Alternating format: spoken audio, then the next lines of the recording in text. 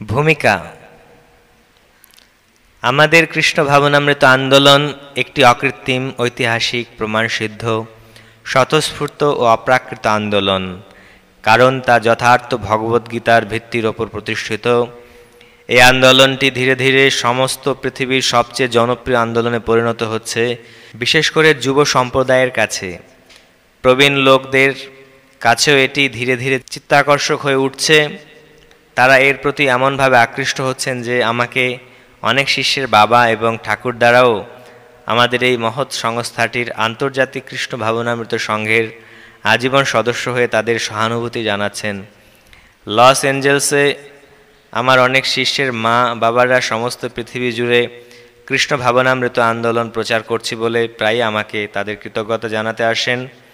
তাদের মধ্যে কেউ কেউ বলেন যে আমি যে আমেরিকায় কৃষ্ণ ভাবনামৃত আন্দোলন শুরু করেছি তা আমেরিকাবাসীদের পক্ষে অত্যন্ত কল্যাণকর।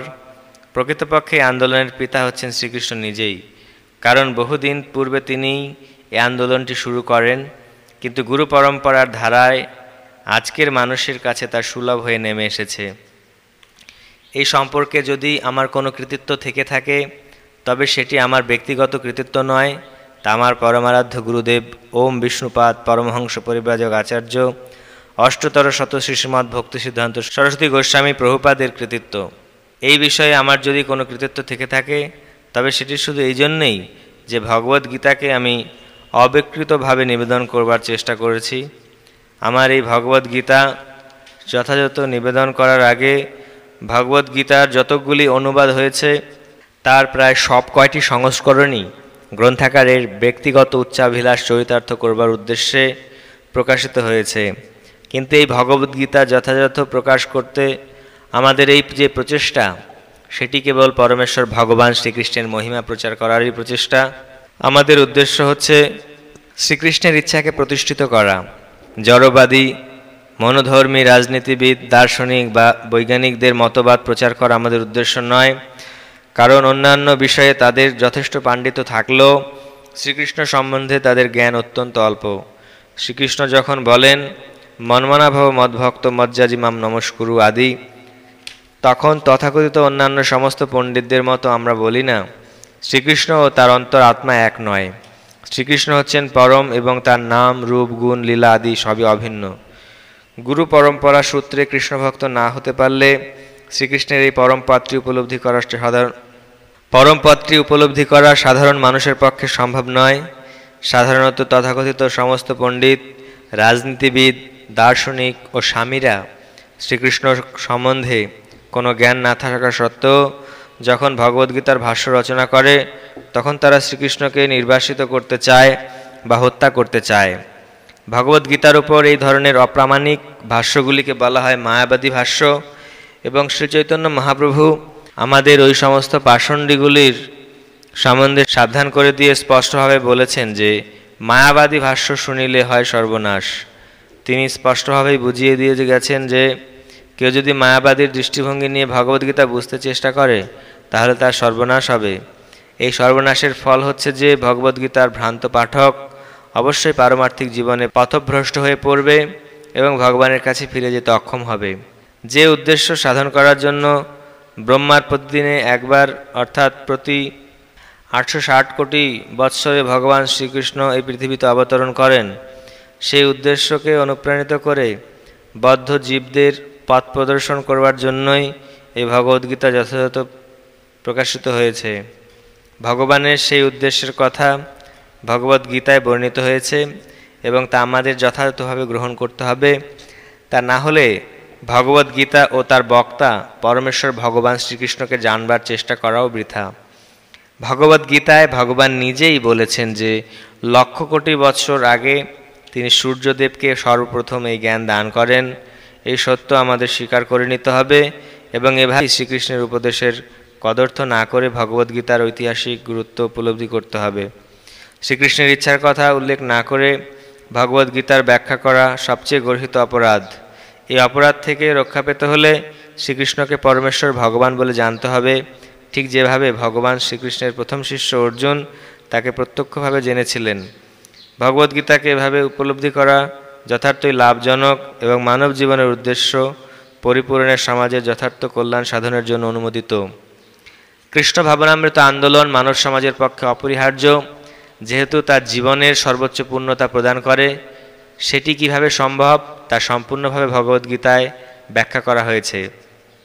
দুর্ভাগ্যবশত জরাসক্ত তার্কিকেরা ভগবদ্গীতার অজুহাত দেখিয়ে তাদের আসরিক প্রবৃত্তিগুলি চরিতার্থ করবার চেষ্টা করছে এবং মানুষকে বিপথে চালিত করছে, যার ফলে সাধারণ মানুষ তাদের জীবনের সহজ সরল উদ্দেশ্যটি উপলব্ধি করতে পারছে না। সকলের উচিত ভগবান শ্রীকৃষ্ণের মাহাত্ম্য উপলব্ধি করা এবং প্রতিটি জীবের স্বরূপ সম্বন্ধে অবগত হওয়া। প্রত্যেকেরই জানা উচিত যে প্রতিটি জীব হচ্ছে ভগবানের নিত্য সেবক এবং শ্রীকৃষ্ণের সেবা না করলে তাকে জড়া প্রকৃতির 3টি গুণের দ্বারা প্রভাবিত হয়ে মায়ার সেবা করতে হবে এবং তার ফলে জন্ম মৃত্যুর আবর্তে নিত্যকাল আবর্তিত হতে হবে। এমনকি তথাকথিত মুক্ত মনোধর্মী মায়াবাদীদেরও এই প্রচণ্ড দুঃখের হাত থেকে নিস্তার নেই। ভগবদ্গীতার জ্ঞান হচ্ছে একটি মহৎ বিজ্ঞান এবং নিজের যথার্থ কল্যাণ সাধন করার জন্য এই জ্ঞান আহরণ করা প্রতিটি জীবের পরম কর্তব্য। সাধারণ মানুষ, বিশেষ করে এই কলিযুগে শ্রীকৃষ্ণের বহিরঙ্গা প্রকৃতির দ্বারা মোহিত, বিভ্রান্ত হয়ে তারা মনে করে যে জড়সুখ স্বাচ্ছন্দ্যের উন্নতি সাধন করার ফলেই প্রতিটি মানুষ সুখী হতে পারবে। তারা জানে না যে এই জড়া প্রকৃতি বা ভগবানের বহিরঙ্গা শক্তি অত্যন্ত প্রবল, যেহেতু প্রতিটি জীবই জড়া প্রকৃতির কঠিন নিয়মের বন্ধনে আবদ্ধ। ভগবানের বিভিন্ন অংশ হওয়ার ফলে জীব আনন্দময় এবং তার স্বাভাবিক প্রবৃত্তি হচ্ছে ভগবানের সেবা করা। মায়ার দ্বারা মোহিত হয়ে জীব বিভিন্নভাবে তার ইন্দ্রিয়ের তৃপ্তি সাধন করার মাধ্যমে সুখী হবার ভ্রান্ত চেষ্টা করে, কিন্তু সেভাবে সে কোনোদিনই সুখী হতে পারে না। আত্মেন্দ্রিয় প্রীতি সাধনের পরিবর্তে কৃষ্ণের ইন্দ্রিয়ের তৃপ্তি সাধন করাটাই হচ্ছে তার কর্তব্য। সেটি হচ্ছে জীবনের চরম সার্থকতা। ভগবান সেটিই চান এবং তিনি তা দাবি করেন। ভগবদ্গীতার এই মূল ভাবটি উপলব্ধি করতে হবে। আমাদের এই কৃষ্ণ ভাবনামৃত আন্দোলন সমস্ত জগৎ জুড়ে ভগবদ্গীতার এই মূল ভাবটি শিক্ষা দিচ্ছে এবং আমরা যেহেতু ভগবদ্গীতা যথাযথের মূল ভাবটির কদর্থ করছি না, তাই যে সমস্ত মানুষ ভগবদ্গীতা অধ্যয়ন করে ঐকান্তিকভাবে উপকৃত হতে চান, ভগবানের প্রত্যক্ষ নির্দেশনায় ভগবদ্গীতাকে যথাযথভাবে উপলব্ধি করার জন্য তাদের অবশ্যই কৃষ্ণ ভাবনামৃত আন্দোলনের সহায়তা গ্রহণ করতে হবে। তাই আমরা আশা করি যে এই ভগবদ্গীতা যথাযথ পাঠ করে মানুষ পরম লাভবান হবে এবং যদি একজন মানুষও ভগবানের শুদ্ধ ভক্তে পরিণত হতে পারে, তাহলে আমাদের এই প্রচেষ্টা সার্থক বলে মনে করব। তাই আমরা আশা করি যে এই ভগবদ্গীতা যথাযথ শ্রবণ করে মানুষ পরম লাভবান হবে এবং যদি একজন মানুষও ভগবানের শুদ্ধ ভক্তে পরিণত হতে পারে, তাহলে আমাদের এই প্রচেষ্টা সার্থক বলে মনে করব। এসি ভক্তিবেদান্ত স্বামী। প্রথম অধ্যায় বিষাদ যোগ। ধৃতরাষ্ট্র উবাচ ধর্মক্ষেত্রে কুরুক্ষেত্রে সমবেতাयुत्सव मामकाः पाण्डवाश्चैव किम् अकुर्वत सञ्जय।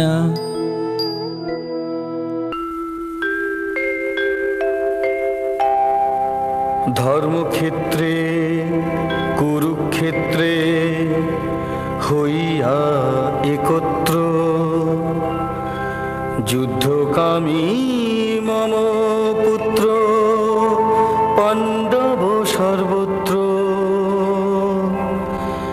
কি করিল তারপর কহত সঞ্জয়। ধৃতরাষ্ট্র জিজ্ঞাসয়ে সন্দিগ্ধ হৃদয়। ধৃতরাষ্ট্র জিজ্ঞাসা করলেন, হে সঞ্জয়, ধর্মক্ষেত্রে যুদ্ধ করার মানসে সমবেত হয়ে আমার পুত্র এবং পাণ্ডুর পুত্রেরা তারপর কি করল? তাৎপর্য: ভগবদ্গীতা হচ্ছে বহুজন পঠিত ভগবত তত্ত্ববিজ্ঞান, যার মর্ম গীতা মাহাত্ম্যে বর্ণিত হয়েছে। সেখানে বলা হয়েছে ভগবদ্গীতা পাঠ করতে হয় ভগবত তত্ত্বদর্শী কৃষ্ণ ভক্তের তত্ত্বাবধানে। ব্যক্তিগত দৃষ্টিভঙ্গির পরিপ্রেক্ষিতে গীতার বিশ্লেষণ করা কখনোই উচিত নয়। গীতার যথাযথ অর্থ উপলব্ধি করার দৃষ্টান্ত ভগবদ্গীতায় আমাদের সামনে তুলে ধরেছে অর্জুনের মাধ্যমে। যিনি স্বয়ং ভগবানের কাছ থেকে সরাসরিভাবে এই গীতার জ্ঞান লাভ করেছিলেন। অর্জুন ঠিক যেভাবে গীতার মর্ম উপলব্ধি করেছিলেন, ঠিক সেই দৃষ্টিভঙ্গি ও মনোবৃত্তি নিয়ে সকলেরই গীতা পাঠ করা উচিত। তাহলেই গীতার যথাযথ মর্ম উপলব্ধি করা সম্ভব। সৌভাগ্যবশত যদি কেউ গুরু পরম্পরা সূত্রে ভগবদ্গীতার মনগড়া ব্যাখ্যা ব্যতীত যথাযথ অর্থ উপলব্ধি করতে পারেন, তবে তিনি সমস্ত বৈদিক জ্ঞান এবং পৃথিবীর সব রকমের শাস্ত্র জ্ঞান আয়ত্ত করতে সক্ষম হন। ভগবদ্গীতা পড়ার সময় আমরা দেখি অন্য সমস্ত শাস্ত্রে যা কিছু আছে তা সবই ভগবদ্গীতায় আছে। উপরন্তু ভগবদ্গীতায় এমন অনেক তত্ত্ব আছে যা আর কোথাও নেই। এটি হচ্ছে গীতার মাহাত্ম্য, এবং এই জন্যই গীতাকে সর্বশ্রেষ্ঠ শাস্ত্র বলে অভিহিত করা হয়। গীতা হচ্ছে পরম তত্ত্ব দর্শন, কারণ পরমেশ্বর ভগবান শ্রীকৃষ্ণ নিজে এই জ্ঞান দান করে গেছেন। মহাভারতে বর্ণিত ধৃতরাষ্ট্র ও সঞ্জয়ের আলোচনার বিষয়বস্তু হচ্ছে ভগবদ্গীতার মহৎ তত্ত্ব দর্শনের মূল উপাদান। এখানে আমরা জানতে পারি যে এই মহৎ তত্ত্ব দর্শন প্রকাশিত হয়েছিল কুরুক্ষেত্রের রণাঙ্গনে, যা সুপ্রাচীন বৈদিক সভ্যতার সময় থেকেই পবিত্র তীর্থস্থান রূপে খ্যাত। ভগবান যখন মানুষের উদ্ধারের জন্য এই পৃথিবীতে অবতরণ করেছিলেন, তখন এই পবিত্র তীর্থস্থানে তিনি নিজে পরম তত্ত্ব সমন্বিত এই গীতা দান করেন। এই শ্লোকে ধর্মক্ষেত্র শব্দটি খুবই তাৎপর্যপূর্ণ, কারণ কুরুক্ষেত্রের যুদ্ধক্ষেত্রে ভগবান শ্রীকৃষ্ণ অর্জুন তথা পাণ্ডবদের পক্ষে ছিলেন। দুর্যোধন আদি কৌরবদের পিতা ধৃতরাষ্ট্র তাঁর পুত্রদের বিজয় সম্ভাবনা সম্বন্ধে অত্যন্ত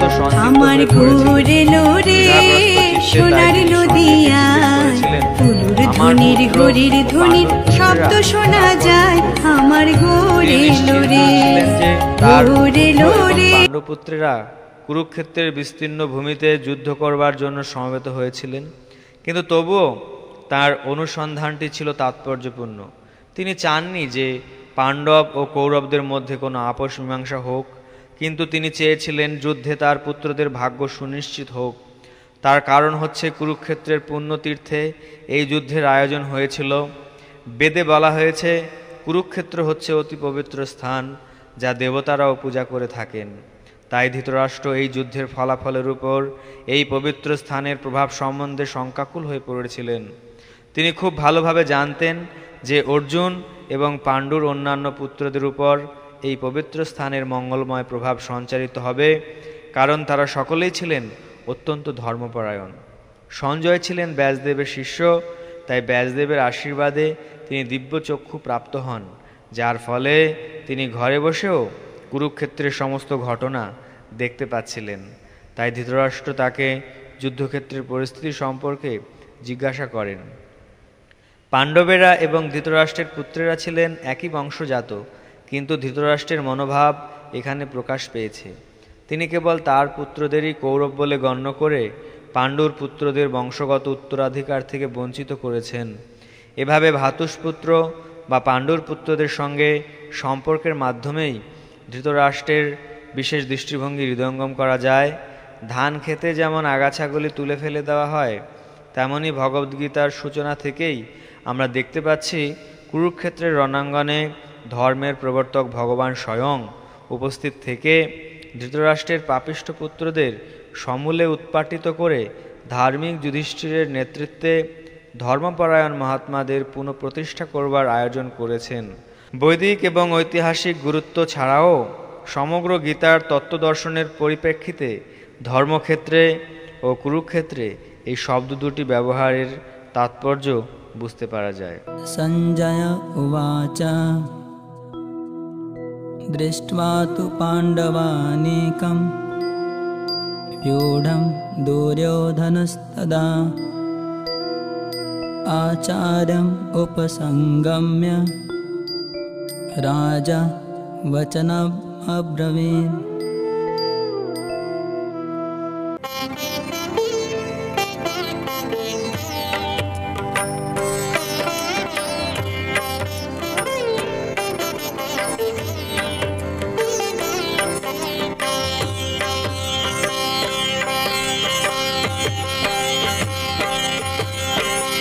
সঞ্জয় কহিল রাজা শুনু মনু দিয়া, পাণ্ডবের সৈন্য সজ্জা সাজানো দেখিয়া রাজা দুর্যোধন শীঘ্র দ্রোণাচার্য পাশে যাইয়া বৃত্তান্ত সব কহিল সকাশে। অনুবাদ: সঞ্জয় বললেন, হে রাজন, পাণ্ডবদের সৈন্যসজ্জা দর্শন করে রাজা দুর্যোধন দ্রোণাচার্যের কাছে গিয়ে বললেন। তাৎপর্য: ধৃতরাষ্ট্র ছিলেন জন্মান্ধ।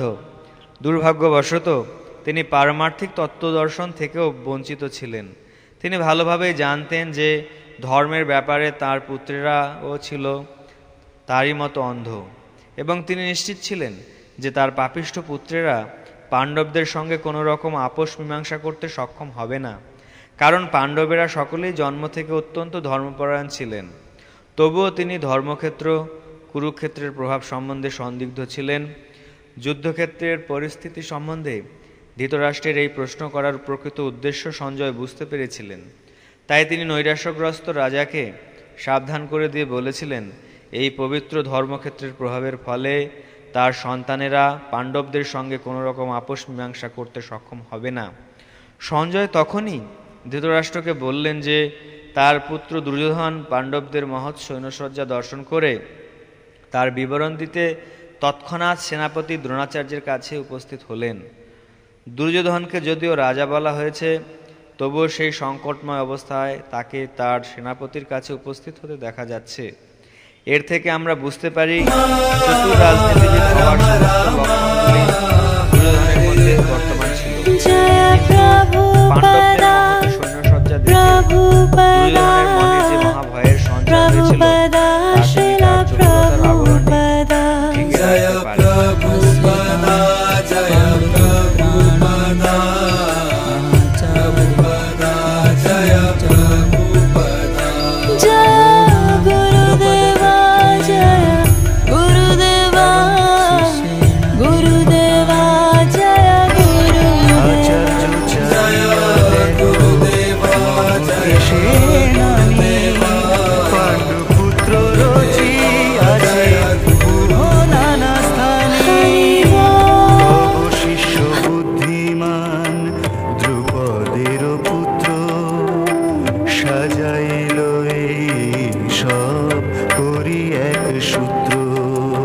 হে আচার্য, পাণ্ডবদের মহান সৈন্যবল দর্শন করুন, যা আপনার অত্যন্ত বুদ্ধিমান শিষ্য দ্রুপদের পুত্র অত্যন্ত দক্ষতার সঙ্গে বহের আকারে রচনা করেছেন।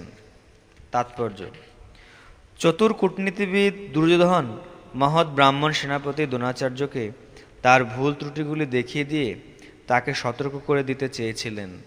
পঞ্চ পাণ্ডবদের পত্নী দ্রৌপদীর পিতা দ্রুপদরাজের সঙ্গে দ্রোণাচার্যের কিছু রাজনৈতিক মনোমালিন্য ছিল। এই মনোমালিন্যের ফলে দ্রুপদ এক যজ্ঞের অনুষ্ঠান করেন এবং সেই যজ্ঞের ফলে তিনি বর লাভ করেন যে তিনি এক পুত্র লাভ করবেন যে দ্রোণাচার্যকে হত্যা করতে সক্ষম হবে। দ্রোণাচার্য এই বিষয়ে সম্পূর্ণভাবে অবগত ছিলেন, কিন্তু দ্রুপদ তার সেই পুত্র ধৃষ্টদ্যুম্নকে যখন অস্ত্রশিক্ষার জন্য তার কাছে প্রেরণ করেন, তখন উদার হৃদয় সত্যনিষ্ঠ ব্রাহ্মণ দ্রোণাচার্য তাকে সব রকমের অস্ত্রশিক্ষা এবং সমস্ত সামরিক কলাকৌশলের গুপ্ত তথ্য শিখিয়ে দিতে কোনো দ্বিধা করেননি। এখন কুরুক্ষেত্রের যুদ্ধক্ষেত্রে ধৃষ্টদ্যুম্ন পাণ্ডবদের পক্ষে যোগদান করেন এবং পাণ্ডবদের সৈন্যসজ্জা তিনি পরিচালনা করেন। যেই শিক্ষা তিনি দ্রোণাচার্যের কাছ থেকেই পেয়েছিলেন। দ্রোণাচার্যের এই ত্রুটির দুর্যোধন তাকে স্মরণ করিয়ে দিলেন, যাতে তিনি পূর্ণ সতর্কতা ও অনমনীয় দৃঢ়তার সঙ্গে যুদ্ধ করেন।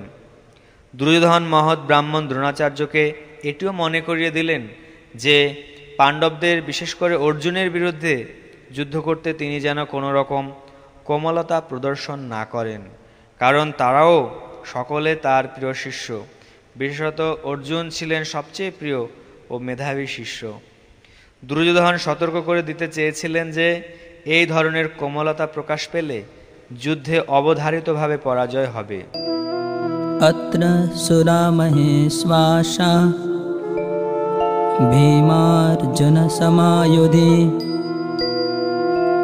युयोधानो विराटश्च द्रुपदश्च महारथः दृष्टकेतुश्चेकितानः काशीराजश्च वीर्यवान् पुरुजित् कुन्तिभोजश्च शैब्यश्च नरपुङ्गवा युधामन्युश्च विक्रान्त उत्तमौजाश्च वीर्यवान् सौभद्रो द्रौपदेयाश्च सर्व एव महारथा। এই স্থানে বর্তমান বহু যোদ্ধাগণ ভীমার্জুন সমতারা ধনুর্ধারী হন যুযুধান বিরাট দ্রুপদ মহারথী সব ধৃষ্টকেতু চেকিতান কাশীর পুঙ্গব পুরুজিত কুন্তি ভোজ শৈব রাজাগণ যুধামনু বিক্রান্ত নহে সাধারণ বীর্যবান যে সুভদ্র দ্রৌপদেয় সকলেই মহারথী কেহ নহে হেয়।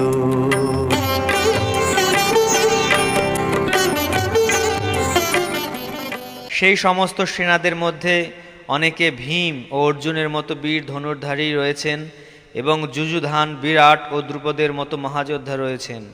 সেখানে ধৃষ্টকেতু চেকিতান কাশীরাজ পুরোজিত কুন্তিভোজ ও শৈব্যের মতো অত্যন্ত বলবান যোদ্ধারাও রয়েছেন। সেখানে রয়েছেন অত্যন্ত বলবান যুধামন্যু, প্রবল পরাক্রমশালী উত্তমৌজা, সুভদ্রার পুত্র ও দ্রৌপদীর পুত্রগণ।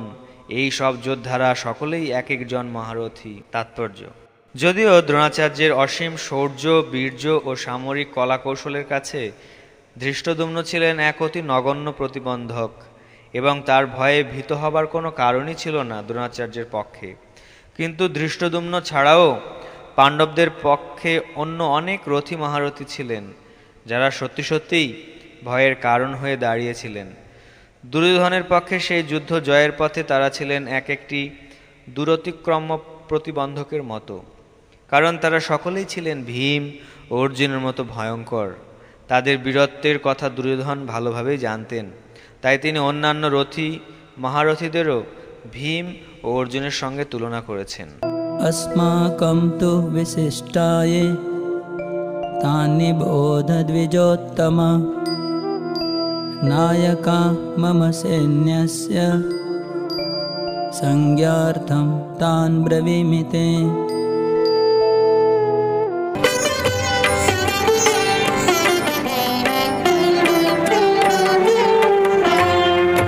আমাদের মধ্যে যারা বিশিষ্ট মহান দ্বিজোত্তম শুনো তাহা করিয়া মনন সেনাপতি যে যে সব মম সৈন্য পাশে সংগার্থে তোমারে কহি অশেষ বিশেষে। হে দ্বিজোত্তম, আমাদের পক্ষে যে সমস্ত বিশিষ্ট সেনাপতি সামরিক শক্তি পরিচালনার জন্য রয়েছেন, আপনার অবগতির জন্য আমি তাদের সম্বন্ধে বলছি। भवान् भीष्मश्च कर्णश्च कृपश्च समितिञ्जय अश्वत्थामा विकर्णश्च सोमदत्तिस्तथैव च। আপনি আর পিতামহ ভীষ্মাদিগণ কৃপাচার্য রণজয়ী হয় একত্রে বর্ণন অশ্বত্থামা বিকর্ণাদি সমুদত্তিয়ার যথা যথা তথা তথা সৈন্য সে অপার। সেখানে রয়েছেন আপনারই মতোই ব্যক্তিত্বশালী ভীষ্ম, কর্ণ, কৃপা, অশ্বত্থামা, বিকর্ণ ও সোমদত্তের পুত্র ভূরিশ্রবা, যারা সর্বদা সংগ্রামে বিজয়ী হয়ে থাকেন। তাৎপর্য: পাণ্ডব পক্ষে রথী মহারথীদের বর্ণনা করবার পর দুর্যোধন তার সপক্ষে যে সমস্ত বীরেরা যোগদান করেছেন তাদের বর্ণনা করেছে। বিকর্ণ হচ্ছেন দুর্যোধনের ভাই, অশ্বত্থামা হচ্ছেন দ্রোণাচার্যের পুত্র এবং সমদত্তি বা ভূরিশ্রবা হচ্ছেন বাল্মীকের রাজার ছেলে। কর্ণ ছিলেন অর্জুনের বৈপিত্রেয় ভ্রাতা, কেননা রাজা পাণ্ডুর সঙ্গে বিবাহ হবার আগে কুন্তিদেবীর কোলে তার জন্ম হয়। কৃপাচার্যের যমজ ভগ্নিদ্বয়ের সাথে দ্রোণাচার্যের বিবাহ হয়। अन्ये च बहवः शूरा मदर्थे त्यक्तजीविता नानाशस्त्रप्रहरणा सर्वे युद्धविशारदा। আর যে অনেক বীর আমারও লাগিয়া আসিয়াছে সব জীবন ত্যাজিয়া, নানা অস্ত্র পানি সব যুদ্ধে বিশারদ, এরা সব হয় মোর যুদ্ধের সংসদ।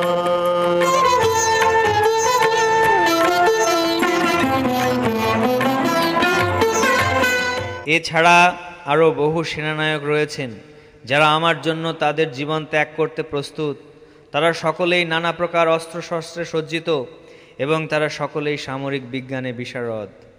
তাৎপর্য: অন্য আর যে সমস্ত বীরেরা দুর্যোধনের পক্ষে ছিলেন, যেমন জয়দ্রথ, কৃতবর্মা, শল্য আদি, এরা সকলেই দুর্যোধনের জন্য প্রাণ পর্যন্ত দিতে প্রস্তুত ছিলেন। এখানে স্পষ্টভাবে বুঝিয়ে দেওয়া হয়েছে যে পাপিষ্ঠ দুর্যোধনের পক্ষ অবলম্বন করার ফলে কুরুক্ষেত্রের রণাঙ্গনে এদের সকলেরই মৃত্যু অবধারিত ছিল। দুর্যোধনের কিন্তু দৃঢ় বিশ্বাস ছিল যে এই সমস্ত বীর পুঙ্গবেরা স্বপক্ষে থাকায় তার জয় অনিবার্য।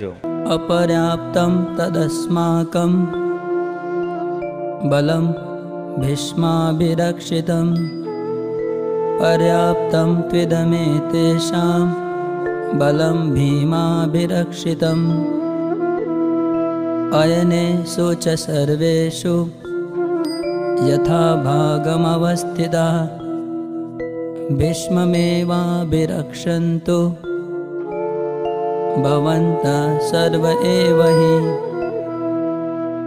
অপর্যাপ্ত মম সৈন্য ভীষ্ম সেনাপতি, পর্যাপ্ত ওদের সৈন্য ভীম যার গতি, যথাস্থানে স্থিত থাকি আপনি সকলে, রক্ষ ভীষ্ম পিতামহে হেন যুদ্ধস্থলে। আমাদের সৈন্যবল অপরিমিত এবং আমরা পিতামহ ভীষ্মের দ্বারা পূর্ণরূপে সুরক্ষিত, কিন্তু ভীমের দ্বারা সতর্কভাবে সুরক্ষিত পাণ্ডবদের শক্তি সীমিত। এখন আপনারা সকলে সেনাব্যূহের প্রবেশপথে নিজ নিজ গুরুত্বপূর্ণ স্থানে স্থিত হয়ে পিতামহ ভীষ্মকে সর্বতোভাবে সাহায্য প্রদান করুন। তাৎপর্য: এখানে দুর্যোধন পাণ্ডব পক্ষ ও কৌরব পক্ষের সামরিক শক্তির তুলনা করেছে। পিতামহ বীর শ্রেষ্ঠ ভীষ্মদেবের রক্ষণাবেক্ষণাধীন অমিত শক্তিশালী এক সৈন্যবাহিনী ছিল দুর্যোধনের সপক্ষে। অপরপক্ষে পাণ্ডবদের সৈন্যবাহিনী ছিল সীমিত এবং তার সেনাপতি ছিলেন ভীমসেন, যার শৌর্যবীর্য ওই সৈন্য পরিচালনার ক্ষমতা পিতামহ ভীষ্মদেবের তুলনায় ছিল নিতান্তই নগণ্য। দুর্যোধন চিরকালই ভীমের প্রতি ঈর্ষান্বিত ছিল, কারণ সে জানত যে যদি তাকে কোনোদিন মরতে হয় তবে ভীমের হাতেই তার মৃত্যু হবে। কিন্তু ভীষ্মের মতো বিচক্ষণ ও দুর্ধর্ষ যোদ্ধা তার পক্ষের সেনাপতি থাকায় সে নিশ্চিতভাবে ধরে নিয়েছিল জয় তার হবেই। দুর্যোধনের প্রতিটি কথাতে বোঝা যাচ্ছে যুদ্ধ জয় সম্বন্ধে তার মনে কোনোই সংশয় ছিল না। ভীষ্মের শৌর্যবীর্যের প্রশংসা করার পরে দুর্যোধন বিবেচনা করে দেখল অন্যেরা মনে করতে পারে তাদের শৌর্যবীর্যের গুরুত্ব লাঘব করে হেয় করা হচ্ছে, তাই তার স্বভাবসুলভ কূটনৈতিক চাতুরীর সাহায্যে সেই পরিস্থিতির ভারসাম্য বজায় রাখার জন্য সে উপরোক্ত কথাগুলি বলেছিল। এভাবে সে মনে করিয়ে দিল যে ভীষ্মদেব যত বড় যোদ্ধাই হন তিনি বৃদ্ধ হয়ে পড়েছেন এবং সব দিক থেকে তাই ভীষ্মদেবকে তাদের সকলেরই রক্ষা করা উচিত। যুদ্ধ করতে করতে যদি তিনি কোনো একদিকে এগিয়ে যান তাহলে শত্রুপক্ষ তার সুযোগ নিয়ে অন্য দিক থেকে আক্রমণ করতে পারে। তাই অন্য বীর পুঙ্গবেরা যাতে নিজ নিজ স্থানে অধিষ্ঠিত থেকে শত্রু সৈন্যকে ব্যূহ ভেদ করতে না দেয়, তার গুরুত্ব সম্বন্ধে দ্রোণাচার্যকে দুর্যোধন মনে করিয়ে দিয়েছিল। দুর্যোধন স্পষ্টই অনুভব করেছিল যে কুরুক্ষেত্রের যুদ্ধে তার জয়লাভ সম্পূর্ণভাবে নির্ভর করছে ভীষ্মদেবের উপর। দুর্যোধনের দৃঢ় বিশ্বাস ছিল সেই যুদ্ধে ভীষ্মদেব ও দ্রোণাচার্য তাকে সম্পূর্ণভাবে সহযোগিতা করবেন, কারণ সে আগেই দেখেছিল যখন হস্তিনাপুরের রাজসভায় সমস্ত রাজপুরুষদের সামনে দ্রৌপদীর বস্ত্রহরণ করা হচ্ছিল, তখন তাদের প্রতি অসহায় দ্রৌপদীর আকুল আবেদনে সাড়া দিয়ে তারা একটি কথাও বলেননি। যদিও দুর্যোধন জানত তার দুই সেনাপতি পাণ্ডবদের বেশ স্নেহ করতেন, কিন্তু তার বিশ্বাস ছিল যে পাশা খেলার নিয়ম অনুসারে তারা যেমন তাদের স্নেহ প্রবণতা বর্জন করেছিলেন, এই যুদ্ধেও তারা তাই করবেন। তস্য সঞ্জনয়ন হর্ষম কুরু বৃদ্ধ পিতামহ সিংহনাদম বিনদ্যোচ্চে শঙ্খ দধ্মো প্রতাপবান। তবে সেই পিতামহ বৃদ্ধ কুরুপতি হর্ষ উৎপাদনে যাবে কইল স্থিরমতি।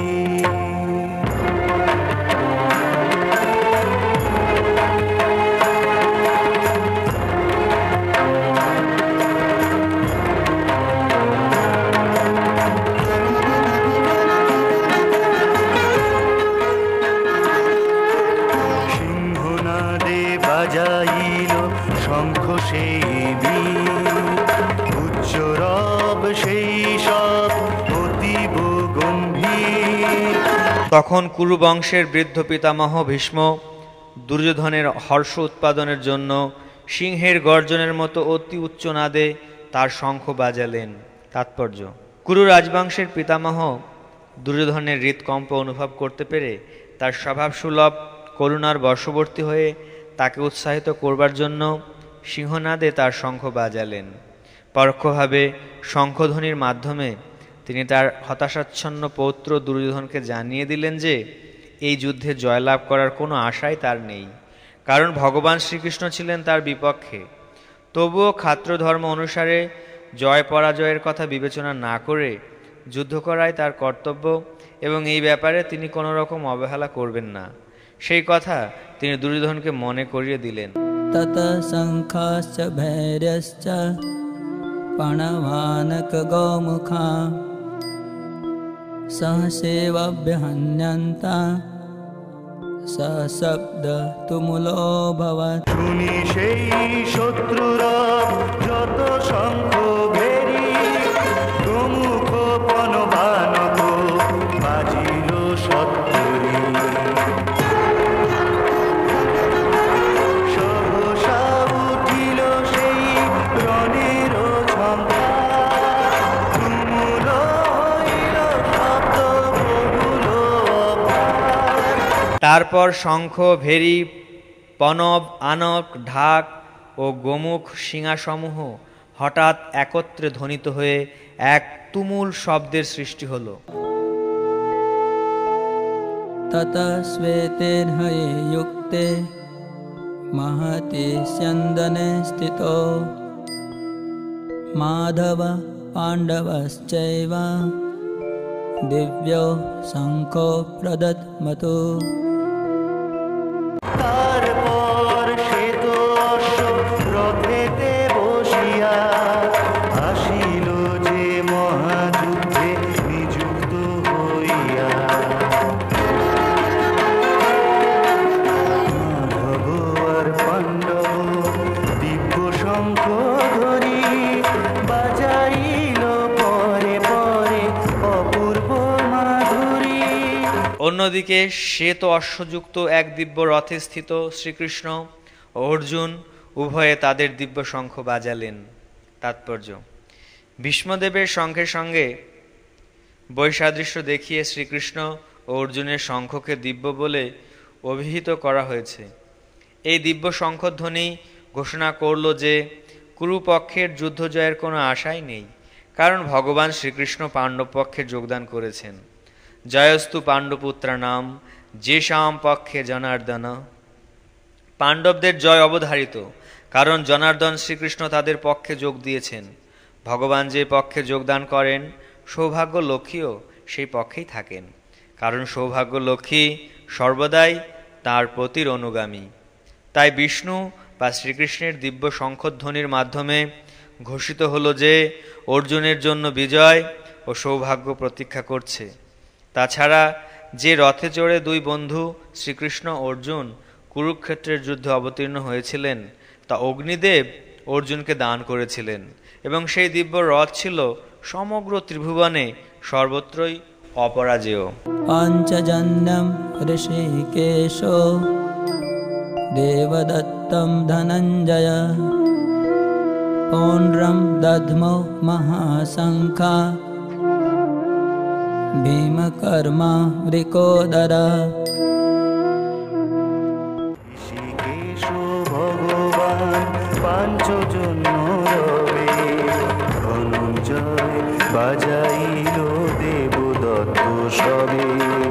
ভীম কর্মা ভীমসেন বাজাইল পরে, কুণ্ড নাম শঙ্খ সেই অতি উচ্চ স্বরে। তখন শ্রীকৃষ্ণ পাঞ্চজন্য নামক তার শঙ্খ বাজালেন, অর্জুন বাজালেন তার দেবদত্ত নামক শঙ্খ, এবং বিপুল ভোজনপ্রিয় ও ভীমকর্মা ভীমসেন বাজালেন পৌণ্ড্র নামক তার ভয়ঙ্কর শঙ্খ। তাৎপর্য: শ্রীকৃষ্ণকে এই শ্লোকে ঋষিকেশ বলা হয়েছে যেহেতু তিনি হচ্ছেন সমস্ত ঋষিক বা ইন্দ্রিয়ের ঈশ্বর। জীবেরা হচ্ছে তার অবিচ্ছেদ্য অংশ, তাই জীবদের ইন্দ্রিয়গুলিও হচ্ছে তার ইন্দ্রিয়সমূহের অবিচ্ছেদ্য অংশ। নির্বিশেষবাদীরা জীবের ইন্দ্রিয়সমূহের মূল উৎস কোথায় তার হদিশ খুঁজে পায় না, তাই তারা সমস্ত জীবদের ইন্দ্রিয়বিহীন ও নির্বিশেষ বলে বর্ণনা করতে তৎপর। সমস্ত জীবের অন্তরে অবস্থান করে ভগবান তাদের ইন্দ্রিয়গুলিকে পরিচালিত করেন, তবে এটি নির্ভর করে আত্মসমর্পণের মাত্রার উপর, এবং শুদ্ধ ভক্তের ক্ষেত্রে তার ইন্দ্রিয়গুলিকে ভগবান প্রত্যক্ষভাবে পরিচালিত করেন। এখানে কুরুক্ষেত্রের যুদ্ধক্ষেত্রে অর্জুনের দিব্য ইন্দ্রিয়গুলিকে ভগবান সরাসরিভাবে পরিচালিত করেছেন, তাই এখানে তাকে ঋষিকেশ নামে অভিহিত করা হয়েছে। ভগবানের বিভিন্ন কার্যকলাপ অনুসারে তার ভিন্ন ভিন্ন নাম আছে, যেমন মধু নামক দানবকে সংহার করার জন্য তার নাম মধুসূদন, গাভী ও ইন্দ্রিয়গুলিকে আনন্দ দান করেন বলে তার নাম গোবিন্দ, বসুদেবের পুত্ররূপে অবতীর্ণ হয়েছিলেন বলে তার নাম বাসুদেব, দেবকীর সন্তানরূপে অবতীর্ণ হয়েছিলেন বলে তার নাম দেবকী নন্দন, বৃন্দাবনে যশোদার সন্তানরূপে তিনি তার বাল্যলীলা প্রদর্শন করেন বলে তার নাম যশোদানন্দন, এবং সখা অর্জুনের রথের সারথি হয়েছিলেন বলে তার নাম পার্থ সারথি। সেই রকম কুরুক্ষেত্রের রণাঙ্গনে অর্জুনকে পরিচালনা করেছিলেন বলে তার নাম ঋষিকেশ। এখানে অর্জুনকে ধনঞ্জয় বলে অভিহিত করা হয়েছে, কারণ বিভিন্ন যাগযজ্ঞের অনুষ্ঠান করার জন্য তিনি যুধিষ্ঠিরকে ধন সংগ্রহ করতে সাহায্য করতেন। তেমনি ভীমকে এখানে বৃকোদর বলা হয়েছে, কারণ যেমন তিনি হিড়িম্ব আদি দানবকে বধ করার মতো দুঃসাধ্য কাজ সাধন করতে পারতেন, তেমনি তিনি প্রচুর পরিমাণে আহার করতে পারতেন। সুতরাং পাণ্ডব পক্ষে ভগবান শ্রীকৃষ্ণ সহ বিভিন্ন ব্যক্তিরা যখন তাদের বিশেষ ধরনের শঙ্খ বাজালেন, সেই দিব্য শঙ্খধ্বনি তাদের সৈন্যদের অন্তরে অনুপ্রেরণা সঞ্চার করল। পক্ষান্তরে কৌরব পক্ষে আমরা কোনো রকম শুভ লক্ষণের ইঙ্গিত পাই না। সেই পক্ষে পরম নিয়ন্তা ভগবান নেই, সৌভাগ্যের অধিষ্ঠাত্রী লক্ষ্মীদেবীও নেই। অতএব তাদের পক্ষে যে যুদ্ধ জয়ের কোনো আশাই ছিল না তা পূর্বে নির্ধারিত ছিল, এবং যুদ্ধের শুরুতেই শঙ্খধ্বনির মাধ্যমে সেই বার্তা ঘোষিত হলো। অনন্ত বিজয়ম রাজা কুন্তিপুত্র যুধিষ্ঠিরা নকুল সহদেবশ্চ সুঘোষমণিপুষ্পকো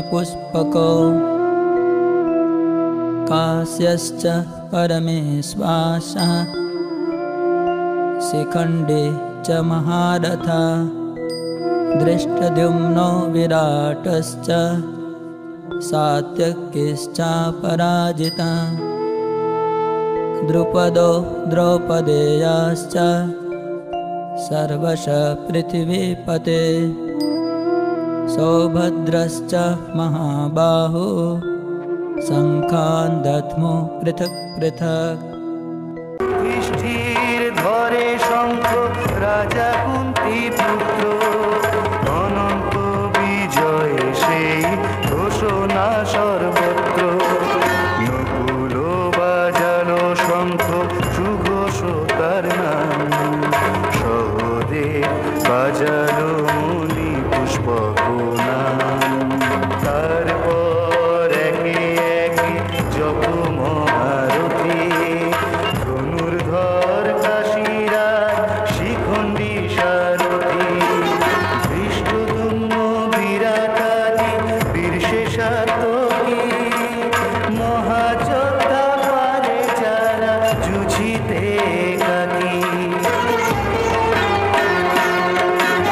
দ্রুপদার দ্রৌপদেয় পৃথিবীপদে সৌভদ্র বাজালো শঙ্খ যার যার মতে কুন্তিপুত্র মহারাজ যুধিষ্ঠির অনন্ত বিজয় নামক শঙ্খ বাজালেন এবং নকুল ও সহদেব বাজালেন সুঘোষ ও মণিপুষ্পক নামক শঙ্খ। হে মহারাজ, তখন মহান ধনুর্ধর কাশীরাজ, প্রবল যোদ্ধা শিখণ্ডী, ধৃষ্টদ্যুম্ন, বিরাট, অপরাজিত সাত্যকী, দ্রুপদ, দ্রৌপদীর পুত্রগণ, সুভদ্রার মহান বলবান পুত্র এবং অন্য সকলে তাদের নিজ নিজ পৃথক শঙ্খ বাজালেন। তাৎপর্য: সঞ্জয় সুকৌশলে ধৃতরাষ্ট্রকে জানিয়ে দিলেন যে পাণ্ডুপুত্রদের প্রতারণা করে তার নিজের ছেলেদের সিংহাসনে বসাবার দুরভিসন্ধি করাটা তার পক্ষে মোটেই প্রশংসনীয় কাজ হয়নি। চারিদিক থেকে ইঙ্গিত পাওয়া যাচ্ছিল যে কুরুবংশের সমূলে বিনাশ হবে এবং পিতামহ ভীষ্ম থেকে শুরু করে অভিমন্যু আদি পুত্রেরা সকলেই যুদ্ধে নিহত হবেন। পৃথিবীর নানা দেশ থেকে উপস্থিত রাজা মহারাজা ও রথী মহারথীরা সকলেই নিহত হবেন। এই বিপর্যয়ের মূল কারণ ছিলেন মহারাজ ধৃতরাষ্ট্র স্বয়ং, কারণ তার পুত্রদের দুষ্কর্মে তিনি কখনো কোনো রকম বাধা দেননি, উপরন্তু তাদের সব রকম দুষ্কর্মে তিনি অনুপ্রেরণা জুগিয়েছেন। सघोषोधार्तराष्ट्राणां हृदयानि व्यदारयत् नभश्च पृथिवीं चैव तुमुलोऽभ्यनुनादयन् সে শব্দ ভাঙিল মুখ ধার্তরাষ্ট্রগণে আকাশ ভেদিল পৃথ্বী কাঁপিল সঘনে শঙ্খ নিনাদের সেই প্রচণ্ড শব্দ আকাশ ও পৃথিবী প্রতিধ্বনিত করে ধৃতরাষ্ট্রের পুত্রদের হৃদয় বিদারিত করতে লাগলো। তাৎপর্য: ভীষ্মদেব আদি কৌরব পক্ষের বীরেরা যখন শঙ্খ বাজিয়েছিলেন তখন পাণ্ডবদের বুক ভয়ে কেঁপে ওঠেনি, কিন্তু এই শ্লোকে আমরা দেখছি যে পাণ্ডবদের শঙ্খনাদে ধৃতরাষ্ট্রের পুত্রদের হৃদয় ভয়ে বিদীর্ণ হলো। পাণ্ডবদের মনে কোনো ভয় ছিল না, কারণ তারা ছিলেন সদাচারী এবং ভগবান শ্রীকৃষ্ণের শরণাগত। ভগবানের কাছে যিনি আত্মসমর্পণ করেন তার মনে কোনো ভয় থাকে না, চরম বিপদেও তিনি থাকেন অবিচলিত। अथ व्यवस्थितान् दृष्ट्वा धार्तराष्ट्रान् कपिध्वजा प्रवृत्ते शस्त्रसम्पाते धनुरुद्यम्य पाण्डवा ऋषिकेशं तदा वाक्यम् इदम् आह महीपते। কপিধ্বজ দেখি ধার্তরাষ্ট্রের বনে রে যুদ্ধের সজ্জায় সেথা মিলিল অচিরে নিজ অস্ত্র ধনুর্বাণ যথাস্থানে ধরি যুদ্ধের লাগিয়া সেথা সরিল শ্রীহরি। সেই সময় পাণ্ডুপুত্র অর্জুন হনুমান চিহ্নিত পতাকা শোভিত রথে অধিষ্ঠিত হয়ে তার ধনুক তুলে নিয়ে স্বর নিক্ষেপ করতে প্রস্তুত হলেন। হে মহারাজ, ধৃতরাষ্ট্রের পুত্রদের সমরসজ্জায় বিন্যস্ত দেখে অর্জুন তখন শ্রীকৃষ্ণকে এই কথাগুলি বললেন। তাৎপর্য: কুরুক্ষেত্র যুদ্ধের শুরুতেই আমরা দেখতে পাই পাণ্ডবদের অপ্রত্যাশিত সৈন্যসজ্জা দেখে ধৃতরাষ্ট্রের পুত্রদের হৃৎকম্প শুরু হয়ে গেছে। পরমেশ্বর ভগবান শ্রীকৃষ্ণ স্বয়ং কুরুক্ষেত্রের যুদ্ধে উপস্থিত থেকে পাণ্ডবদের পরিচালিত করেছিলেন। তাই কৌরবদের এই হৃৎকম্প হওয়াটা স্বাভাবিক। অর্জুনের রথে হনুমান অঙ্কিত ধ্বজাও একটি বিজয়সূচক ইঙ্গিত, কারণ রাম রাবণের যুদ্ধে হনুমান শ্রী রামচন্দ্রকে সহযোগিতা করেছিলেন এবং শ্রী রামচন্দ্র বিজয়ী হয়েছিলেন। কুরুক্ষেত্রের যুদ্ধেও অর্জুনকে সাহায্য করবার জন্য তার রথে শ্রী রামচন্দ্র ও হনুমান দুজনকেই উপস্থিত থাকতে দেখতে পাই। শ্রীকৃষ্ণই হচ্ছেন শ্রীরামচন্দ্র এবং যেখানে শ্রীরামচন্দ্র সেখানেই তার নিত্য সেবক ভক্ত হনুমান এবং নিত্য সঙ্গিনী সীতা লক্ষ্মীদেবী উপস্থিত থাকেন। তাই অর্জুনের কোনো শত্রুর ভয়েই ভীত হবার কারণ ছিল না। আর সবচেয়ে বড় কথা হচ্ছে যে সমস্ত ইন্দ্রিয়ের অধীশ্বর ভগবান শ্রীকৃষ্ণ তাকে পরিচালিত করবার জন্য স্বয়ং উপস্থিত ছিলেন। এভাবে যুদ্ধ জয়ের সমস্ত শুভ পরামর্শ অর্জুন পাচ্ছিলেন। তার নিত্যকালের ভক্তের জন্য ভগবানের দ্বারা আয়োজিত এই রকম শুভ পরিস্থিতিতে সুনিশ্চিত জয়ের ইঙ্গিত বহন করে। अर्जुन उवाच सेनयोर उभयोर्मध्ये रथं स्थापयमेच्युत यावदेता निरीक्षेऽहं योद्धुकामान् अवस्थितान् कैर्मया सह योद्धव्यम् अस्मिन् रणसमुद्यमे। মহিপতে পাণ্ডুপুত্র কহে ঋষিকেশে, উভয় সেনার মাঝে রথের প্রবেশে যাবত দেখিব যুদ্ধকামী গণে, তাবত রাখিবে রথ অচ্যুত এখানে। দেখিবারে চাহি কেবা আসিয়াছে হেথা, কাহার সহিত হবে যুঝিবারে সেথা। অর্জুন বললেন, হে অচ্যুত, তুমি উভয় পক্ষের সৈন্যদের মাঝখানে আমার রথ স্থাপন করো, যাতে আমি দেখতে পারি যুদ্ধ করার অভিলাষী হয়ে কারা এখানে এসেছে এবং এই মহাসংগ্রামে আমাকে কাদের সঙ্গে যুদ্ধ করতে হবে। তাৎপর্য, যদিও শ্রীকৃষ্ণ হচ্ছেন পরমেশ্বর ভগবান, তবুও তিনি অহৈতুকী কৃপাবশে তার প্রিয় সখা অর্জুনের রথের সারথি হয়ে তার সেবা করছেন। ভক্তের প্রতি করুণা প্রদর্শনে ভগবান কখনো চ্যুত হন না, তাই তাকে এখানে অচ্যুত বলে সম্ভাষণ করা হয়েছে।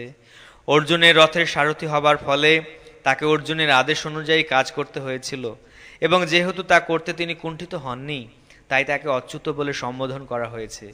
যদিও তিনি তার ভক্তের রথের সারথি হয়েছেন, তবুও তার পরম পদ কেউ দাবি করতে পারে না। সকল অবস্থাতেই তিনি হচ্ছেন পরম পুরুষ ভগবান বা সমস্ত ইন্দ্রিয়ের অধীশ্বর ঋষিকেশ। ভগবানের সঙ্গে ভক্তের সম্পর্ক মধুর ও অপ্রাকৃত। ভক্ত সর্বদাই ভগবানের সেবায় উন্মুখ। ঠিক তেমনি ভগবানও তার ভক্তের কোনো রকম পরিচর্যা করতে সুযোগের অন্বেষণ করেন। ভগবান যখন তার কোনো শুদ্ধ ভক্তের আদেশ অনুসারে তাকে পরিচর্যা করার সুযোগ পান, তখন তিনি অসীম আনন্দ উপভোগ করেন। ভগবান হচ্ছেন সর্বলোক মহেশ্বর। যেহেতু তিনি হচ্ছেন প্রভু, প্রত্যেকেই তার আদেশের অধীন এবং তাই তাকে আদেশ দেবার মতো তার ঊর্ধ্বে আর কেউ নেই। কিন্তু যখন তিনি দেখেন যে কোনো শুদ্ধ ভক্ত তাকে আদেশ করছেন, তখন তিনি দিব্য আনন্দ লাভ করেন।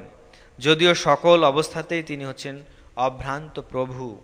ভগবানের শুদ্ধ ভক্তরূপে অর্জুন কখনোই কৌরবদের সঙ্গে যুদ্ধ করতে চাননি, কিন্তু কোনো রকম শান্তিপূর্ণ মীমাংসা করতে অনাগ্রহী দুর্যোধনের দুর্দমনীয় মনোভাব তাকে যুদ্ধে অবতীর্ণ করতে বাধ্য করেছিল।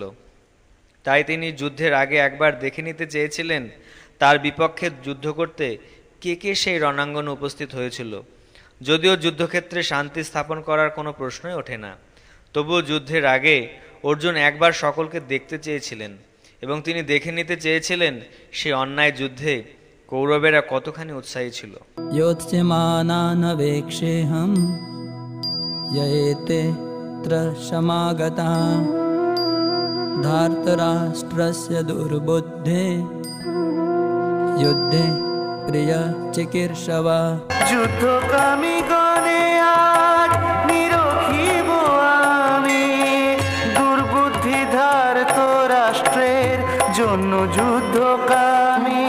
ধৃতরাষ্ট্রের দুর্বুদ্ধি সম্পন্ন পুত্রকে সন্তুষ্ট করার বাসনা করে যারা এখানে যুদ্ধ করতে এসেছে তাদের আমি দেখতে চাই। তাৎপর্য: এই কথা সকলেরই জানা ছিল যে দুর্যোধন তার পিতা ধৃতরাষ্ট্রের সহযোগিতায় অন্যায়ভাবে পাণ্ডবদের রাজত্ব আত্মসাৎ করতে চেষ্টা করছিল। তাই যারা দুর্যোধনের পক্ষে যোগ দিয়েছিল তারা সকলেই ছিল এক গোয়ালের গরু। যুদ্ধের প্রারম্ভে অর্জুন দেখে নিতে চেয়েছিলেন তারা কারা। কৌরবদের সঙ্গে শান্তিপূর্ণ মীমাংসা করবার সব রকম প্রচেষ্টা ব্যর্থ হবার ফলেই কুরুক্ষেত্রের যুদ্ধের আয়োজন করা হয়। তাই সেই যুদ্ধক্ষেত্রে শান্তি প্রতিষ্ঠা করার কোনো রকম বাসনা অর্জুনের ছিল না। অর্জুন যদিও স্থির নিশ্চিতভাবে জানতেন জয় তার হবেই, কারণ শ্রীকৃষ্ণ তার পাশেই বসে আছেন, তবু যুদ্ধের প্রারম্ভে তিনি শত্রুপক্ষের সৈন্যবল কতটা তা দেখে নিতে চেয়েছিলেন। সঞ্জয় উবাচ এবমুক্তো ঋষিকেশো গুড়াকেশেন ভারত সেনয়োর উভয়োর্মধ্যে স্থাপয়িত্বা রথোত্তমম। সে কথা শুনিয়া ঋষিকেশ ভগবান উভয় সেনার দিকে হইল আগুয়ান। উভয় সেনার মধ্যে রাখি রথোত্তম কহিতে লাগিল কৃষ্ণ হইয়া সম্ভ্রম। সঞ্জয় বললেন, হে ভরত বংশধর, অর্জুন কর্তৃক এভাবে আদিষ্ট হয়ে শ্রীকৃষ্ণ সেই অতি উত্তম রথটি চালিয়ে নিয়ে উভয় পক্ষের সৈন্যদের মাঝখানে রাখলেন। তাৎপর্য: এই শ্লোকে অর্জুনকে গুড়াকেশ বলে অভিহিত করা হয়েছে। গুড়াকা মানে হচ্ছে নিদ্রা, এবং যিনি নিদ্রা জয় করেছেন তাকে বলা হয় গুড়াকেশ। নিদ্রা অর্থে অজ্ঞানতাকেও বোঝায়। অতএব শ্রীকৃষ্ণের বন্ধুত্ব লাভ করার ফলে অর্জুন নিদ্রা ও অজ্ঞানতা উভয়কেই জয় করেছিলেন। শ্রীকৃষ্ণের পরম ভক্ত অর্জুন এক মুহূর্তের জন্য শ্রীকৃষ্ণকে বিস্মিত হতেন না, কারণ এটি হচ্ছে ভক্তের লক্ষণ। শয়নে অথবা জাগরণে ভক্ত ভগবানের নাম, রূপ, গুণ ও লীলা স্মরণে কখনো বিরত হন না। এভাবেই কৃষ্ণ ভক্ত সর্বদাই কৃষ্ণ চিন্তায় মগ্ন থেকে নিদ্রা ও অজ্ঞানতা জয় করতে পারেন। একেই বলা হয় কৃষ্ণ ভাবনা বা সমাধি। ঋষিকেশ অথবা সমস্ত জীবের ইন্দ্রিয় ও মনের নিয়ন্ত্রণ হবার ফলে শ্রীকৃষ্ণ অর্জুনের অভিপ্রায় বুঝতে পেরেছিলেন, কেন তাকে সৈন্যের মধ্যে রথ স্থাপন করতে বলেছেন। এভাবে অর্জুনের নির্দেশ পালন করার পর তিনি বললেন, ভীষ্মদ্রোণ প্রমুখতা সর্বেষাং চ মহীক্ষিতাম উবাচ পার্থ পশ্যেতান সমবেতান কুরুন ইতি। দেখো পার্থ সমবেত ধার্তরাষ্ট্রগণ ভীষ্মদ্রোণ প্রমুখত যত যোদ্ধাগণ। ভীষ্ম, দ্রোণ প্রমুখ পৃথিবীর অন্য সমস্ত নৃপতিদের সামনে ভগবান ঋষিকেশ বললেন, হে পার্থ, এখানে সমবেত সমস্ত কৌরবদের দেখো। তাৎপর্য: সর্বজীবের পরমাত্মা শ্রীকৃষ্ণ জানতেন অর্জুনের মনে কি হচ্ছিল। এই প্রসঙ্গে তাকে ঋষিকেশ বলার মধ্য দিয়ে বোঝানো হচ্ছে তিনি সবই জানতেন, তিনি সর্বজ্ঞ। এখানে অর্জুনকে পার্থ অর্থাৎ পৃথা বা কুন্তির পুত্র বলে অভিহিত করাটা খুবই তাৎপর্যপূর্ণ। বন্ধু হিসাবে তিনি অর্জুনকে জানাতে চেয়েছিলেন যে যেহেতু অর্জুন হচ্ছেন তার পিতা বসুদেবের ভগ্নী পৃথার পুত্র, তাই তিনি তার রথের সারথি হতে সম্মত হয়েছেন। এখন শ্রীকৃষ্ণ যখন বললেন, দেখো পার্থ সমবেত ধার্তরাষ্ট্রগণ, তখন তিনি কি অর্থ করেছিলেন? সেই জন্যই কি অর্জুন সেখানে থমকে দাঁড়িয়ে পড়ে যুদ্ধ করতে অসম্মত হননি? পিতামহ ভীষ্ম, পিতৃতুল্য আচার্য দ্রোণ, এদের দেখে কি অর্জুনের হৃদয় আর্দ্র হয়ে ওঠেনি? কিন্তু শ্রীকৃষ্ণ তার পিতৃশশা কুন্তিদেবীর পুত্র অর্জুনের কাছ থেকে এমন আচরণ কখনোই আশা করেননি। অর্জুনের মনের ভাব বুঝতে পেরে পরিহাস ছলে শ্রীকৃষ্ণ তার ভবিষ্যৎবাণী করলেন। তত্রাপশ্যত স্থিতান পার্থ পিতৃন অথ পিতামহান আচার্যান মাতুলান ভ্রাতৃন পুত্রান পৌত্রান সখিंस्तथा स्वसुरान् सुहृदश्चैव सेनयोरुभयोरपि।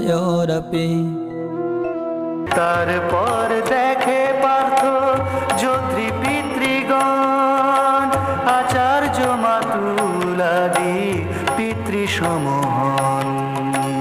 দেখে পুত্র পৌত্রাদি যত সখাজন, আর সব বহুল আত্মীয় স্বজন।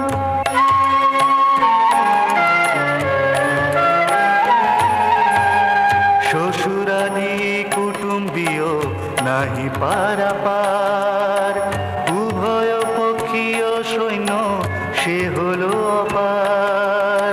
তখন অর্জুন উভয় পক্ষের সেনাদলের মধ্যে পিতৃব্য, পিতামহ, আচার্য, মাতুল, ভ্রাতা, পুত্র, পৌত্র, শ্বশুর, মিত্র ও শুভাকাঙ্ক্ষীদের উপস্থিত দেখতে পেলেন। তাৎপর্য: যুদ্ধক্ষেত্রে অর্জুন সমস্ত আত্মীয় স্বজনকে দেখতে পেলেন। তিনি ভূরিশ্রবা আদি পিতৃবন্ধুদের দেখলেন, ভীষ্মদেব, সোমদত্ত আদি পিতামহদের দেখলেন, দ্রোণাচার্য, কৃপাচার্য আদি শিক্ষাগুরুদের দেখলেন, শল্য, শকুনি আদি মাতুলদের দেখলেন, দুর্যোধন আদি ভাইদের দেখলেন, পুত্রতুল্য লক্ষণকে দেখলেন, অশ্বত্থামার মতো বন্ধুকে দেখলেন, কৃতবর্মার মতো শুভাকাঙ্ক্ষীকে দেখলেন।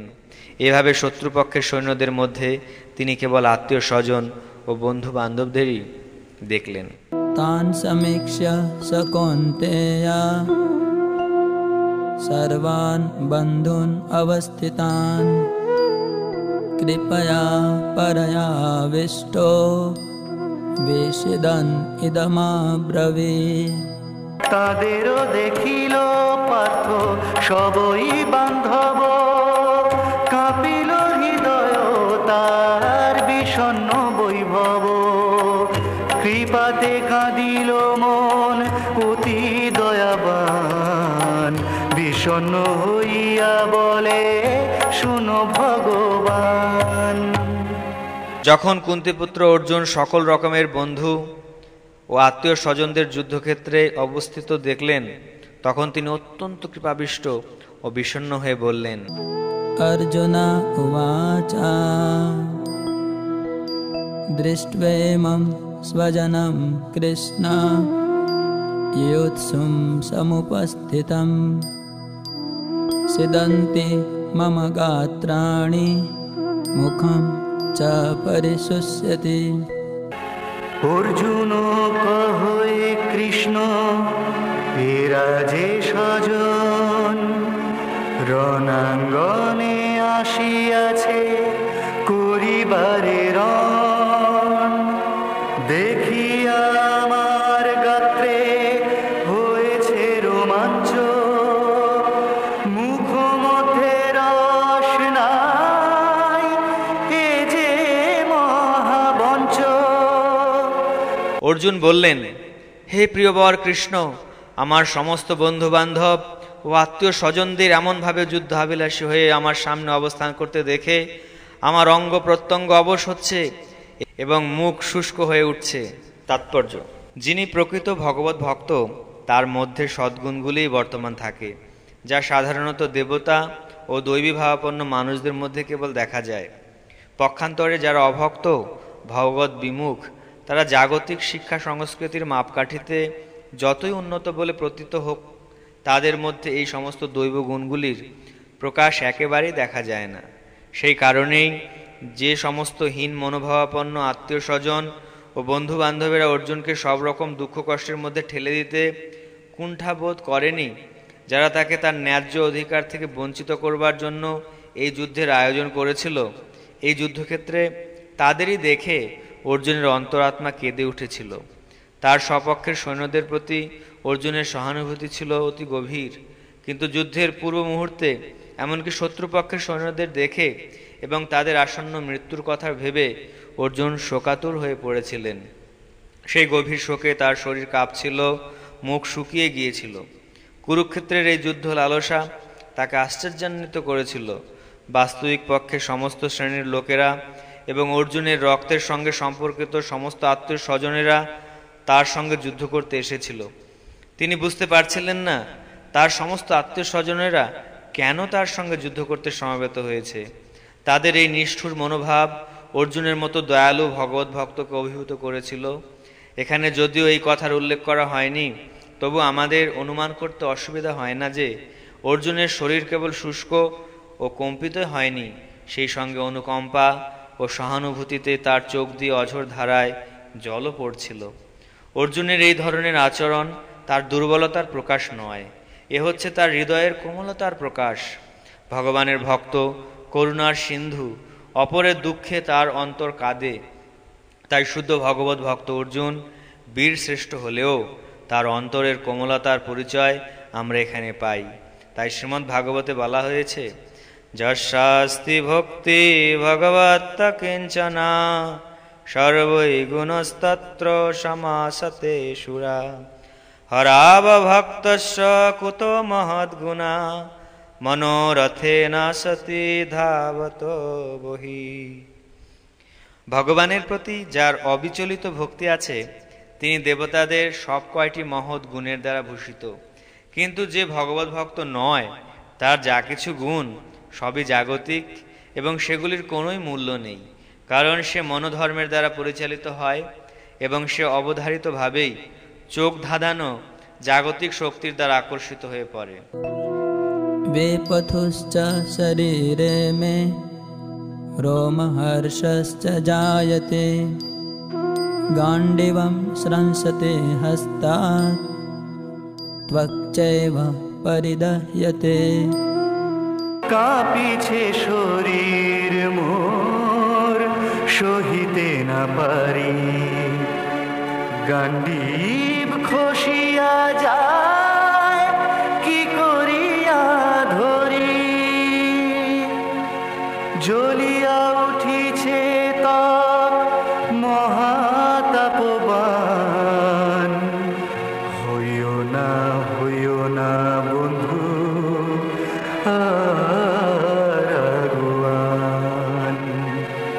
আমার সর্বশরীর কম্পিত রোমাঞ্চিত হচ্ছে, আমার হাত থেকে গান্ডীব খসে পড়ছে এবং ত্বক যেন জ্বলে যাচ্ছে। তাৎপর্য, শরীরে কম্পন দেখা দেওয়ার দুটি কারণ আছে এবং রোমাঞ্চ হওয়ারও দুটি কারণ আছে। তার একটি হচ্ছে চিন্ময় আনন্দের অনুভূতি এবং অন্যটি হচ্ছে প্রচণ্ড জড়জাগতিক ভয়। অপ্রাকৃত অনুভূতি হলে কোনো ভয় থাকে না। অর্জুনের এই রোমাঞ্চ ও কম্পন অপ্রাকৃত আনন্দের অনুভূতির ফলে নয়, পক্ষান্তরে জড়জাগতিক ভয়ের ফলে। এই ভয়ের উদ্রেক হয়েছিল তার আত্মীয় পরিজনদের প্রাণহানির আশঙ্কার ফলে।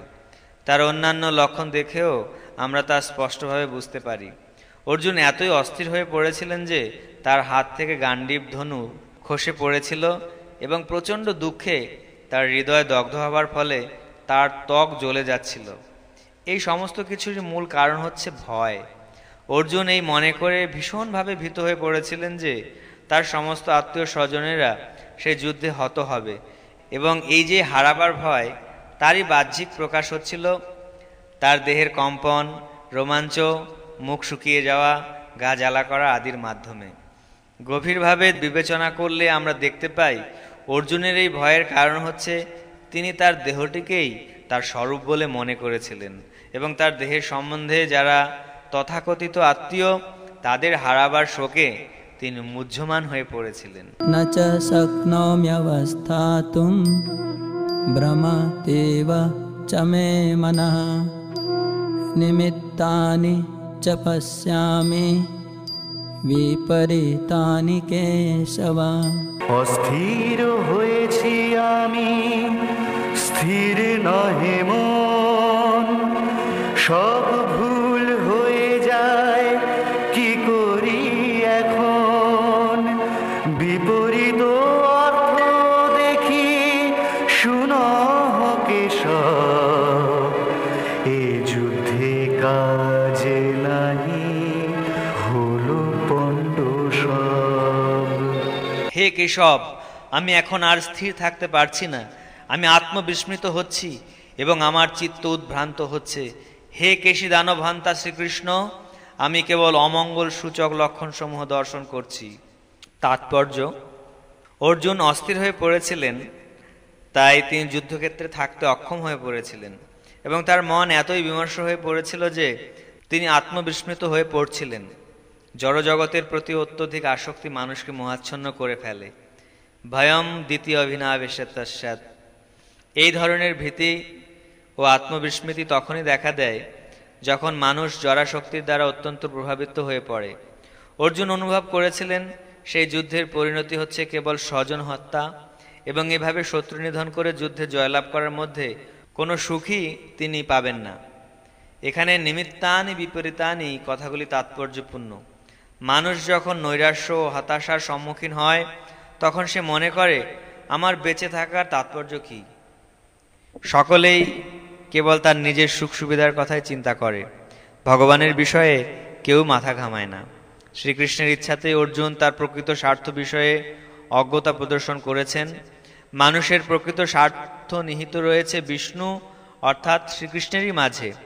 মায়াবদ্ধ জীবেরা এই কথা ভুলে গেছে, তাই তারা নানাভাবে কষ্ট পায়।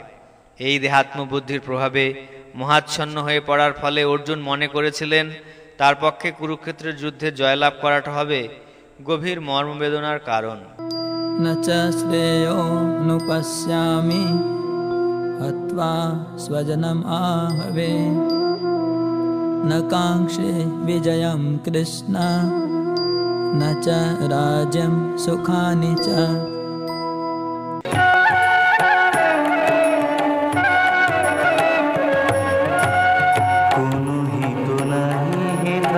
স্বজন সংহারে যুদ্ধে মোর কাজ নাই, ফিরাও আমারে। হে কৃষ্ণ বিজয় মোর নাহি সে আকাঙ্ক্ষা, রাজ্যবার সুখ শান্তি সবই আশঙ্কা। হে কৃষ্ণ, যুদ্ধে আত্মীয় স্বজনদের নিধন করা শ্রেয়স্কর দেখছি না। আমি যুদ্ধে জয়লাভ চাই না, রাজ্য এবং সুখভোগও কামনা করি না। তাৎপর্য: মায়াবদ্ধ মানুষ বুঝতে পারে না তার প্রকৃত স্বার্থ নিহিত আছে বিষ্ণু বা শ্রীকৃষ্ণের মাঝে। এই কথা বুঝতে না পেরে তারা তাদের দেহজাত আত্মীয় স্বজনদের দ্বারা আকৃষ্ট হয়ে তাদের সাহচর্যে সুখী হতে চায়। জীবনের এই প্রকার অন্ধ ধারণার বশবর্তী হয়ে তারা এমনকি জাগতিক সুখের কারণগুলিও ভুলে যায়। এখানে অর্জুনের আচরণে আমরা দেখতে পাই তিনি তার খাদ্য ধর্ম ভুলে গেছেন। শাস্ত্রে বলা হয়েছে, দুই রকমের মানুষ দিব্য আলোকে উদ্ভাসিত সূর্যলোকে উত্তীর্ণ হন। তারা হচ্ছেন, প্রথম, শ্রীকৃষ্ণের আজ্ঞা অনুসারে যুদ্ধে অবতীর্ণ হয়ে যে ক্ষত্রিয় রণভূমিতে প্রাণত্যাগ করেন তিনি, এবং দ্বিতীয়, যে সর্বত্যাগী সন্ন্যাসী অধ্যাত্ম চিন্তায় গভীরভাবে অনুরক্ত তিনি। অর্জুনের অন্তঃকরণ এতই কোমল যে তার আত্মীয় স্বজনের প্রাণ হনন করা তো দূরের কথা, তিনি তার শত্রুকে পর্যন্ত হত্যা করতে নারাজ ছিলেন। তিনি মনে করেছিলেন তার স্বজনদের হত্যা করে তিনি সুখী হতে পারবেন না। যার ক্ষুধা নেই সে যেমন রান্না করতে চায় না, অর্জুনও তেমন যুদ্ধ করতে চাইছিলেন না। পক্ষান্তরে তিনি স্থির করেছিলেন অরণ্যের নির্জনতায় নৈরাশ্যপীড়িত জীবন অতিবাহিত করবেন। অর্জুন ছিলেন ক্ষত্রিয়, এই ধর্ম পালন করার জন্য তার রাজত্বের প্রয়োজন ছিল, কিন্তু ন্যায়সঙ্গতভাবে পাওয়া সেই রাজত্ব থেকে দুর্যোধন আদি কৌরবেরা তাকে বঞ্চিত করার ফলে সেই রাজ্যে তার অধিকারের পুনঃপ্রতিষ্ঠা করার জন্য কৌরবদের সঙ্গে যুদ্ধ করা অপরিহার্য হয়ে পড়েছিল।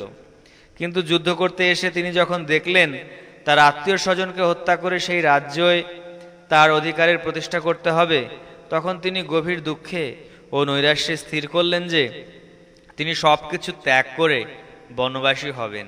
किं नो राज्येन गोविन्द किं भोगैर् जीवितेन वा येषाम् अर्थिकाङ्क्षितं नो राज्यं भोगा सुखानि च तैमे अवस्थिता युद्धे प्राणास्त्यक्त्वा धनानि च आचार्य पितर पुत्रास् तथैव च पितामहा मातुला स्वसुरा पौत्रा स्याला सम्बन्धिनस्तथा एतान् हन्तुमिच्छामि घ्नतोऽपि मधुसूदन अपि त्रैलोक्यराज्यस्य एतो किं नो महि कृते निहत्य धार्तराष्ट्रान् का प्रीति स्यात् जनार्दन। যাদেরও লাগিয়া চাহি সুখ ভোগ শান্তি, তারাই এসেছে হেথা দিতে সে অশান্তি। ধন প্রাণ সব ত্যাজি মরিবার তরে, সবাই এসেছে হেথা কে জিয়ে কে মরে। এসেছে আচার্য পূজ্য পিতার সমান, সঙ্গে আছে পিতামহ আর পুত্রগণ। মাতুল শ্বশুর পৌত্র কত যে কহিব, শালার সম্বন্ধী সবাই মরিব। আমি মরি ক্ষতি নাই, এরা যদি মারে, এদেরও মরিতে শক্তি নাহি দেখিবারে। ত্রিভুবন রাজ্য যদি পাইব জিনিয়া, তথাপি না লই তাহা এদেরও মারিয়া। ধার্তরাষ্ট্রগণে মারি কিবা প্রীতি হবে, জনার্দন তুমি কৃষ্ণ আপনি কহিবে। হে গোবিন্দ, আমাদের রাজ্যে কি প্রয়োজন, আর সুখভোগ বা জীবন ধারণেই বা কি প্রয়োজন, যখন দেখছি যাদের জন্য রাজ্য ও ভোগ সুখের কামনা, তারা সকলেই এই রণক্ষেত্রে আজ উপস্থিত। হে মধুসূদন, যখন আচার্য, পিতৃব্য, পুত্র, পিতামহ, মাতুল, শ্বশুর, পৌত্র, শ্যালক ও আত্মীয় স্বজন সকলেই প্রাণ ও ধনাদির আশা পরিত্যাগ করে আমার সামনে যুদ্ধে উপস্থিত হয়েছেন, তখন তারা আমাকে বধ করলেও আমি তাদের হত্যা করতে চাইব কেন? হে সমস্ত জীবের প্রতিপালক জনার্দন, পৃথিবীর তো কথাই নেই, এমনকি সমগ্র ত্রিভুবনের বিনিময়েও আমি যুদ্ধ করতে প্রস্তুত নই। ধৃতরাষ্ট্রের পুত্রদের নিধন করে কি সন্তোষ আমরা লাভ করতে পারব? তাৎপর্য: অর্জুন শ্রীকৃষ্ণকে গোবিন্দ নামে সম্বোধন করেছেন, যেহেতু শ্রীকৃষ্ণ গো অর্থাৎ গরু ও ইন্দ্রিয়গুলিকে আনন্দ দান করেন। এই তাৎপর্যপূর্ণ নামের দ্বারা তাকে সম্বোধন করার মাধ্যমে তিনি প্রকাশ করেছেন কিসে তার নিজের ইন্দ্রিয় তৃপ্ত হবে। বাস্তবিক পক্ষে গোবিন্দ নিজে আমাদের ইন্দ্রিয়গুলিকে তৃপ্ত করেন না, কিন্তু আমরা যদি গোবিন্দের ইন্দ্রিয়গুলিকে তৃপ্ত করি, তবে আমাদের ইন্দ্রিয়গুলি আপনা থেকেই তৃপ্ত হয়ে যায়। দেহাত্মবুদ্ধি সম্পন্ন মানুষেরা তাদের নিজেদের ইন্দ্রিয়গুলির তৃপ্তি সাধন করতে ব্যস্ত, এবং তারা চায় ভগবান তাদের ইন্দ্রিয়গুলির সব রকম তৃপ্তির যোগান দিয়ে যাবেন। যার যতটা ইন্দ্রিয় তৃপ্তি প্রাপ্য, ভগবান তাকে তা দিয়ে থাকেন, কিন্তু তা বলে আমরা যত চাইব ভগবান ততই দিয়ে যাবেন মনে করা ভুল। কিন্তু তার বিপরীত পন্থা গ্রহণ করে, অর্থাৎ যখন আমরা আমাদের ইন্দ্রিয় তৃপ্তির কথা না ভেবে গোবিন্দের ইন্দ্রিয়ের সেবায় ব্রতী হই, তখন গোবিন্দের আশীর্বাদে আমাদের সমস্ত বাসনা আপনা থেকেই তৃপ্ত হয়ে যায়। আত্মীয় স্বজনের প্রতি অর্জুনের গভীর মমতা তার স্বভাবজাত করুণার প্রকাশ, এবং এই মমতার বশবর্তী হয়ে তিনি যুদ্ধ করতে নারাজ হন। প্রত্যেকেই নিজের সৌভাগ্য ও ঐশ্বর্য তার বন্ধুবান্ধব ও আত্মীয় স্বজনকে দেখাতে চায়, কিন্তু অর্জুন যখন বুঝতে পারলেন যুদ্ধে তার সমস্ত আত্মীয় স্বজন নিহত হবে এবং যুদ্ধের শেষে সেই যুদ্ধলব্ধ ঐশ্বর্য ভোগ করবার জন্য তার সঙ্গে আর কেউ থাকবে না, তখন ভয়ে ও নৈরাশ্যে তিনি মুহ্যমান হয়ে পড়েন। সাংসারিক মানুষের স্বভাবই হচ্ছে ভবিষ্যৎ সম্বন্ধে এই ধরনের হিসাব নিকাশ এবং জল্পনা কল্পনা করা, কিন্তু অপ্রাকৃত অনুভূতি সম্পন্ন জীবন অবশ্য ভিন্ন ধরনের। তাই ভগবত ভক্তের মনোভাব সম্পূর্ণ ভিন্ন। ভগবানকে তৃপ্ত করাটাই হচ্ছে তার একমাত্র ব্রত। তাই ভগবান যখন চান, তখন তিনি পৃথিবীর সব রকম ঐশ্বর্য গ্রহণ করতে কুণ্ঠিত হন না। আবার ভগবান যখন চান না, তখন তিনি একটি কপর্দকও গ্রহণ করেন না। অর্জুন সেই যুদ্ধে তার আত্মীয় স্বজনদের হত্যা করতে চাননি, এবং তাদের হত্যা করাটা যদি একান্তই প্রয়োজন থাকে, তবে তিনি চেয়েছিলেন শ্রীকৃষ্ণ স্বয়ং তাদের বিনাশ করুন। তখনও অবশ্য তিনি জানতেন না, যুদ্ধক্ষেত্রে আসার পূর্বেই ভগবান শ্রীকৃষ্ণের ইচ্ছায় তারা সকলেই হত হয়ে আছে, এবং সেই ইচ্ছাকে রূপ দেওয়ার জন্য তিনি ছিলেন কেবল একটি উপলক্ষ মাত্র। পরবর্তী অধ্যায়গুলিতে এই কথা বিশদভাবে বর্ণনা করা হয়েছে। ভগবানের শুদ্ধ ভক্ত অর্জুনের কোনো ইচ্ছাই ছিল না তার দুর্বৃত্ত ভাইদের উপর প্রতিশোধ নেবার, কিন্তু ভগবান চেয়েছিলেন তাদের সকলকে বিনাশ করতে। ভগবানের ভক্ত কখনোই কারো প্রতি প্রতিহিংসা পরায়ণ হন না। অন্যায়ভাবে যে তাকে প্রতারণা করে তার প্রতিও তিনি করুণা বর্ষণ করেন। কিন্তু ভগবানের ভক্তকে যে আঘাত দেয়, ভগবান কখনোই তাকে সহ্য করেন না। ভগবানের শ্রীচরণে কোনো অপরাধ করলে ভগবান তা ক্ষমা করতে পারেন, কিন্তু তার ভক্তের প্রতি অন্যায় ভগবান ক্ষমা করেন না। তাই অর্জুন যদিও সেই দুর্বৃত্তদের ক্ষমা করতে চেয়েছিলেন, তবুও ভগবান তাদের বিনাশ করা থেকে নিরস্ত হননি। পাপমেবাশ্রয়েদস্মাन् অত্বেতানা ততায়না তস্মানার্হা বয়ং হন্তুম ধার্তরাষ্ট্রান স্ববান্ধবান স্বজনম হি কথম হত্বা সুখিনঃ স্যাম মাধব। এদেরও মারিলে মাত্র পাপ লাভ হবে, এমন বিপক্ষ শত্রু কে দেখেছে কবে। এই ধার্তরাষ্ট্রগণ সবান্ধব হয়, উচিত না হয় কার্য তাহাদের ক্ষয়।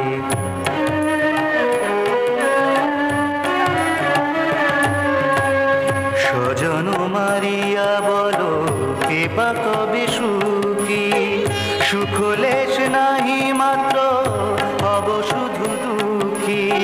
এই ধরনের আততায়ীদের বধ করলে মহাপাপ আমাদের আচ্ছন্ন করবে। সুতরাং বন্ধু বান্ধব সহ ধৃতরাষ্ট্রের পুত্রদের সংহার করা আমাদের পক্ষে অবশ্যই উচিত হবে না। হে মাধব, লক্ষ্মীপতি শ্রীকৃষ্ণ, আত্মীয় স্বজনদের হত্যা করে আমাদের কি লাভ হবে, আর তা থেকে আমরা কেমন করে সুখী হব? তাৎপর্য: বেদের অনুশাসন অনুযায়ী শত্রু 6 প্রকার। 1. যে বিষ প্রয়োগ করে। 2. যে ঘরে আগুন লাগায়। 3. যে মারাত্মক অস্ত্র নিয়ে আক্রমণ করে। 4. যে ধন সম্পদ লুণ্ঠন করে। 5. যে অন্যের জমি দখল করে। এবং 6. যে বিবাহিত স্ত্রীকে হরণ করে।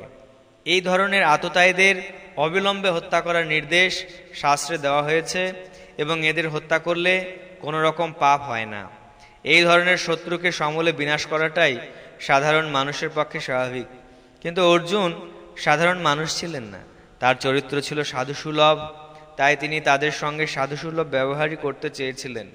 কিন্তু এই ধরনের সাধুসুলভ ব্যবহার ক্ষত্রিয়দের জন্য নয়। যদিও উচ্চপদস্থ রাজপুরুষকে সাধুর মতোই ধীর, শান্ত ও সংযত হতে হয়, তাই বলে তাকে কাপুরুষ হলে চলবে না। যেমন শ্রী রামচন্দ্র এত সাধু প্রকৃতির ছিলেন যে পৃথিবীর ইতিহাসে রামরাজ্য শান্তি ও শৃঙ্খলার প্রতীক হিসাবে সর্বোচ্চ স্থান অধিকার করে আছে, কিন্তু তার চরিত্রে কোনো রকম কাপুরুষতা আমরা দেখতে পাই না।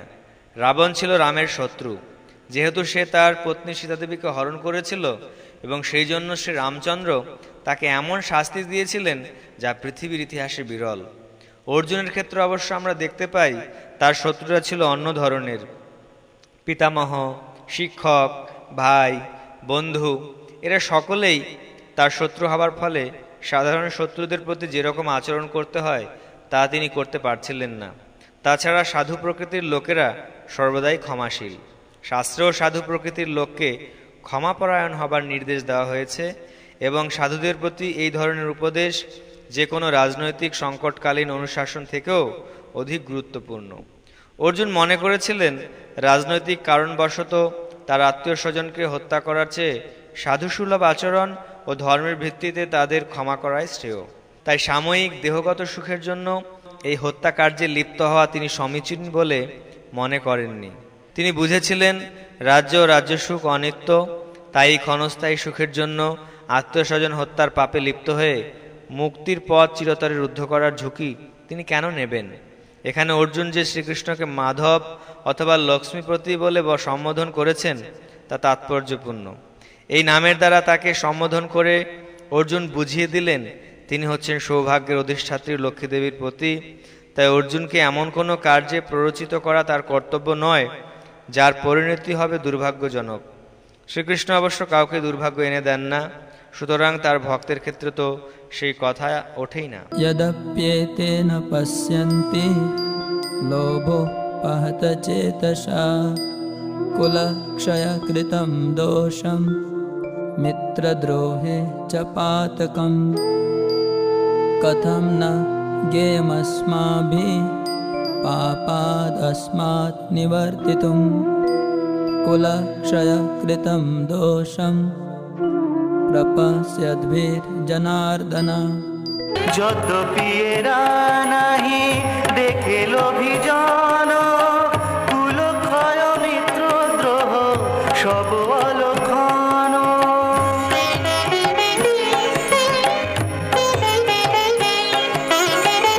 এসব পাপের রাশি কে বহিতে পারে, বুঝিবে তুমি তো সব বুঝাবে আমারে।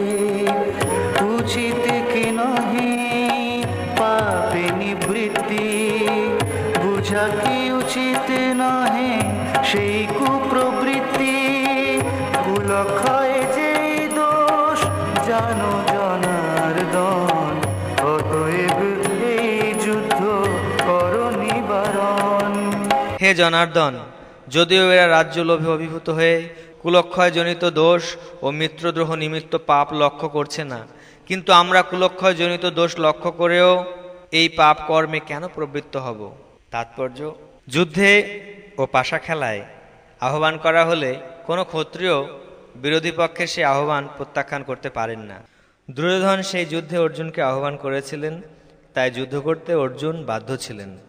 কিন্তু এই অবস্থায় অর্জুন বিবেচনা করে দেখলেন যে তার বিরুদ্ধ পক্ষের সকলেই এই যুদ্ধের পরিণতি সম্বন্ধে একেবারে অন্ধ হতে পারে, কিন্তু তা বলে তিনি এই যুদ্ধের অমঙ্গলজনক পরিণতি উপলব্ধি করতে পারার পর সেই যুদ্ধের আমন্ত্রণ গ্রহণ করতে পারবেন না।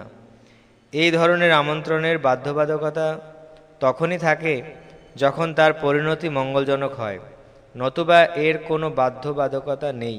এই সব কথা সুচিন্তিতভাবে বিবেচনা করে অর্জুন এই যুদ্ধ থেকে নিরস্ত থাকতে মনস্থির করেছিলেন। कुलक्षये प्रणश्यन्ति कुलधर्मा सनातना, धर्मे नष्टे कुलं कृत्स्नम् अधर्मोऽभिभवत्युत। কুলক্ষয়ে কলুষিত সনাতন ধর্ম, ধর্ম নষ্টে প্রাদুর্ভাবে হইবে অধর্ম।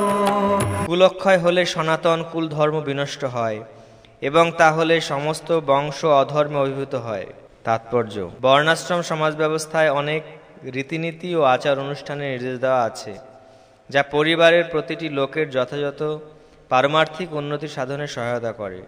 পরিবারের প্রবীণ সদস্যেরা পরিবারভুক্ত অন্য সকলের জন্ম থেকে আরম্ভ করে মৃত্যু পর্যন্ত শুদ্ধিকরণ সংস্কার দ্বারা তাদের যথাযথ মঙ্গল সাধন করার জন্য সর্বদাই তৎপর থাকেন। কিন্তু এই সমস্ত প্রবীণ লোকদের মৃত্যু হলে মঙ্গলজনক এই সমস্ত পারিবারিক প্রথাকে রূপ দেওয়ার মতো কেউ থাকে না। তখন পরিবারের অল্পবয়স্ক সদস্যেরা অমঙ্গলজনক কাজকর্মে লিপ্ত হতে পারে এবং তার ফলে তাদের আত্মার মুক্তির সম্ভাবনা চিরতরে নষ্ট হয়ে যায়। তাই কোনো কারণেই পরিবারের সদস্যদের হত্যা করা উচিত নয়। अधर्मा विभवात् कृष्णा प्रदुष्यन्ति कुलस्त्रिया, स्त्रीषु दुष्टासु वार्ष्णेया जायते वर्णसंकरा। অধর্মের প্রাদুর্ভাবে কুল নারীগণ পতিতা হইবে সব, করো অন্বেষণ। হে কৃষ্ণ, কুল অধর্মের দ্বারা অভিভূত হলে কুলবধূগণ ব্যভিচারে প্রবৃত্ত হয় এবং হে বার্ষ্ণেয়, কুলস্ত্রীগণ অসৎ চরিত্রা হলে অবাঞ্ছিত প্রজাতি উৎপন্ন হয়। তাৎপর্য: সমাজের প্রতিটি মানুষ যখন সৎ জীবনযাপন করে তখনই সমাজে শান্তি ও সমৃদ্ধি দেখা দেয় এবং মানুষের জীবন অপ্রাকৃত ঐশ্বর্যে পরিপূর্ণ হয়ে ওঠে। বর্ণাশ্রম প্রথার মূল উদ্দেশ্য ছিল সমাজ ব্যবস্থাকে এমনভাবে গড়ে তোলা যার ফলে সমাজের মানুষেরা সৎ জীবনযাপন করে সর্বতোভাবে পারমার্থিক উন্নতি লাভ করতে পারে। এই ধরনের সৎ জনগণ তখনই উৎপন্ন হয় যখন সমাজের স্ত্রীলোকেরা সৎ চরিত্রবতী ও সত্যনিষ্ঠ হয়। শিশুদের মধ্যে যেমন অতি সহজেই বিপদগামী হবার প্রবণতা দেখা যায়, স্ত্রীলোকদের মধ্যেও তেমন অতি সহজেই অধঃপতিত হবার প্রবণতা থাকে। তাই শিশু ও স্ত্রীলোক উভয়েরই পরিবারের প্রবীণদের কাছ থেকে প্রতিরক্ষা ও তত্ত্বাবধানের একান্ত প্রয়োজন।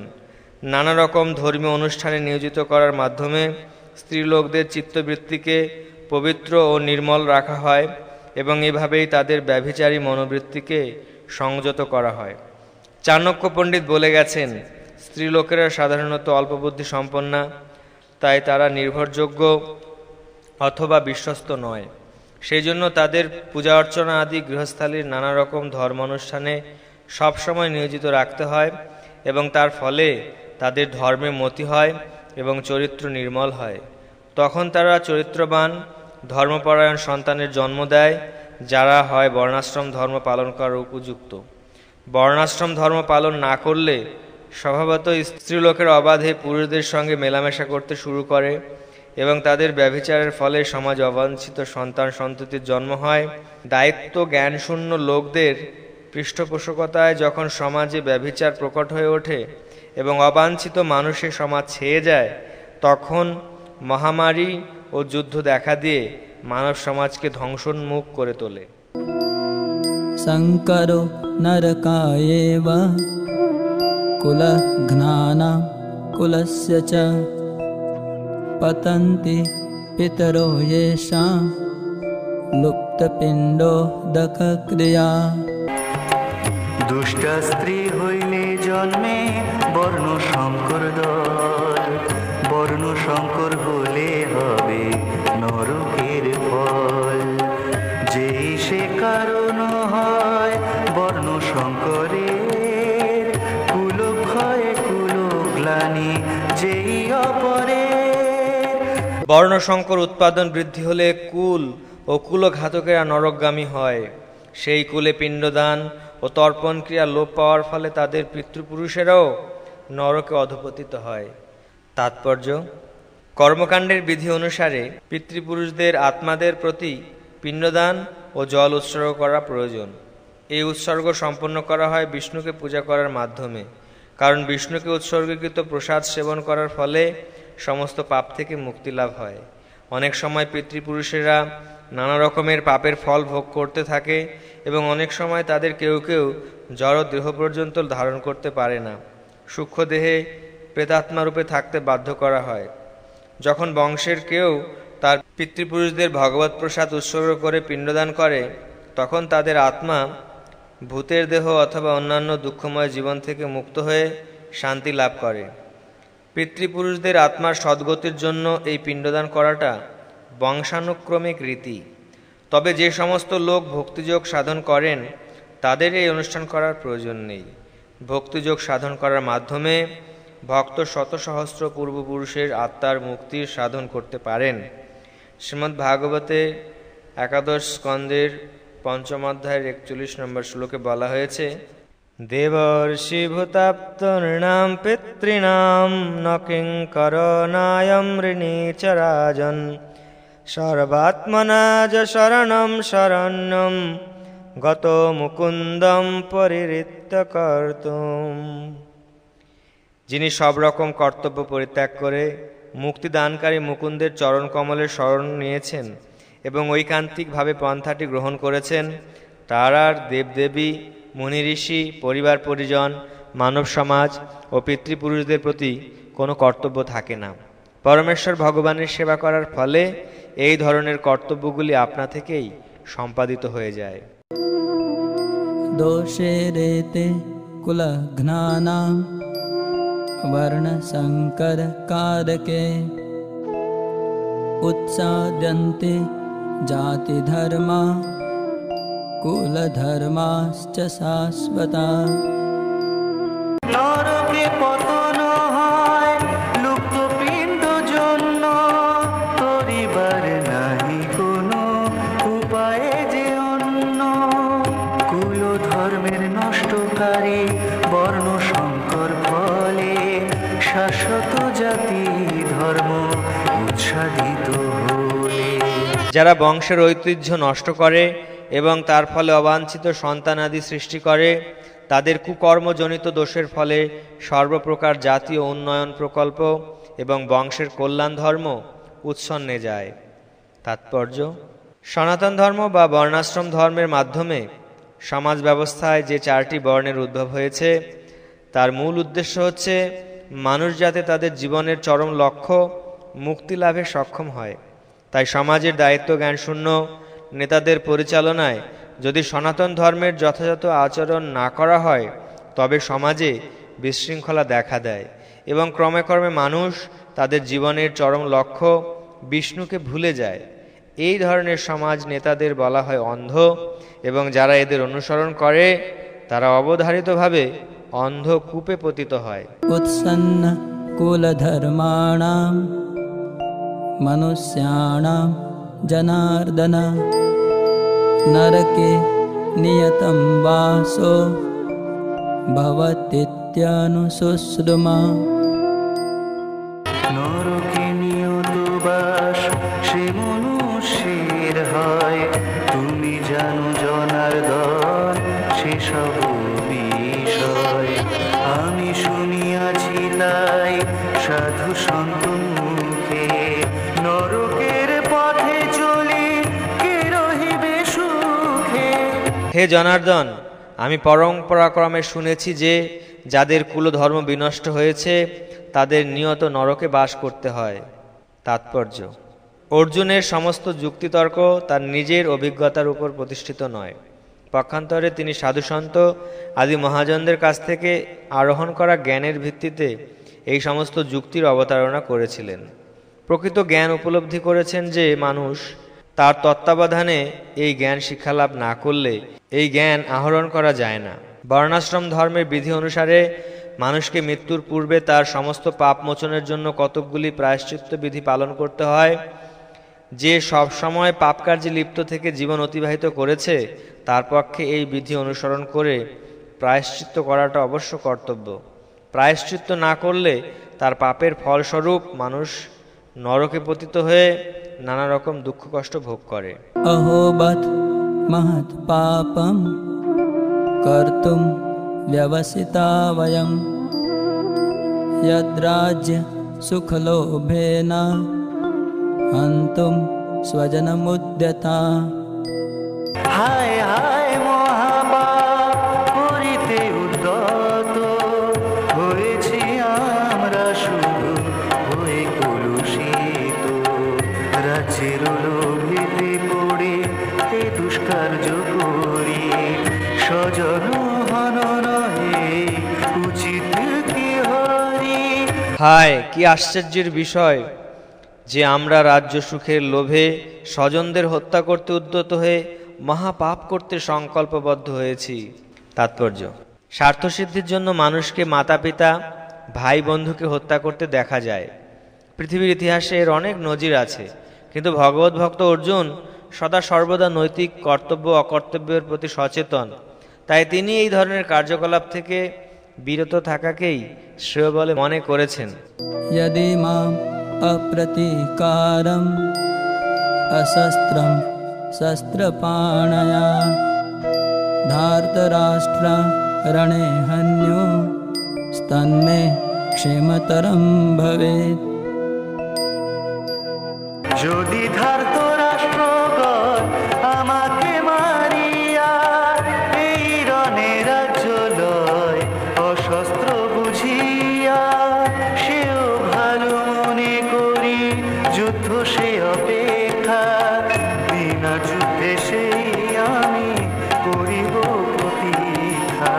প্রতিরোধ রহিত ও নিরস্ত্র অবস্থায় আমাকে যদি শস্ত্রধারী ধৃতরাষ্ট্রের পুত্রেরা যুদ্ধে বধ করে তাহলে আমার অধিকতর মঙ্গলই হবে।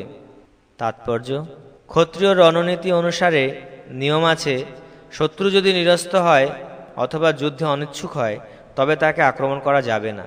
কিন্তু অর্জুন স্থির করলেন যে এই রকম বিপজ্জনক অবস্থায় তার শত্রুরা যদি তাকে আক্রমণও করে তবু তিনি যুদ্ধ করবেন না।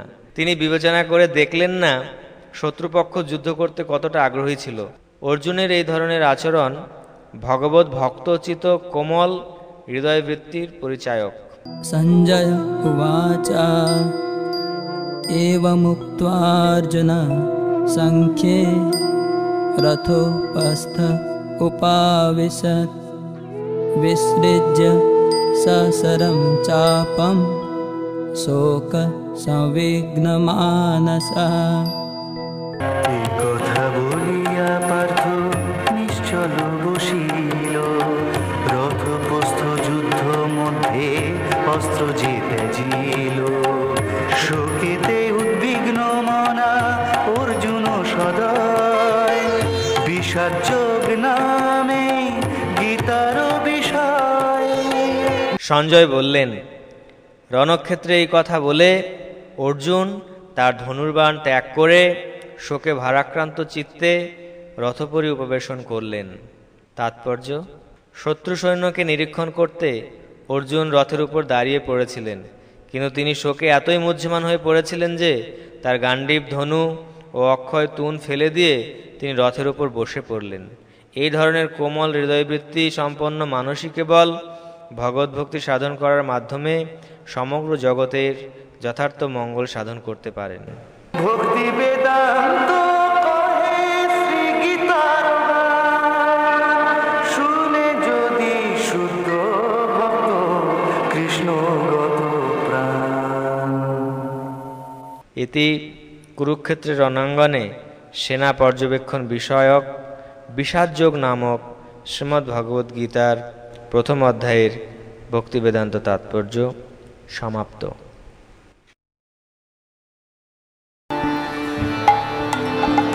हरे कृष्णा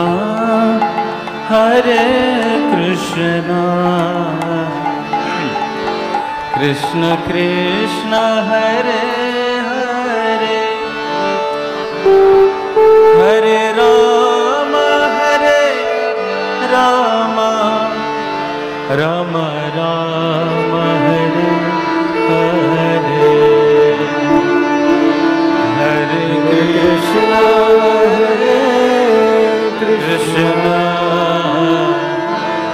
कृष्ण कृष्ण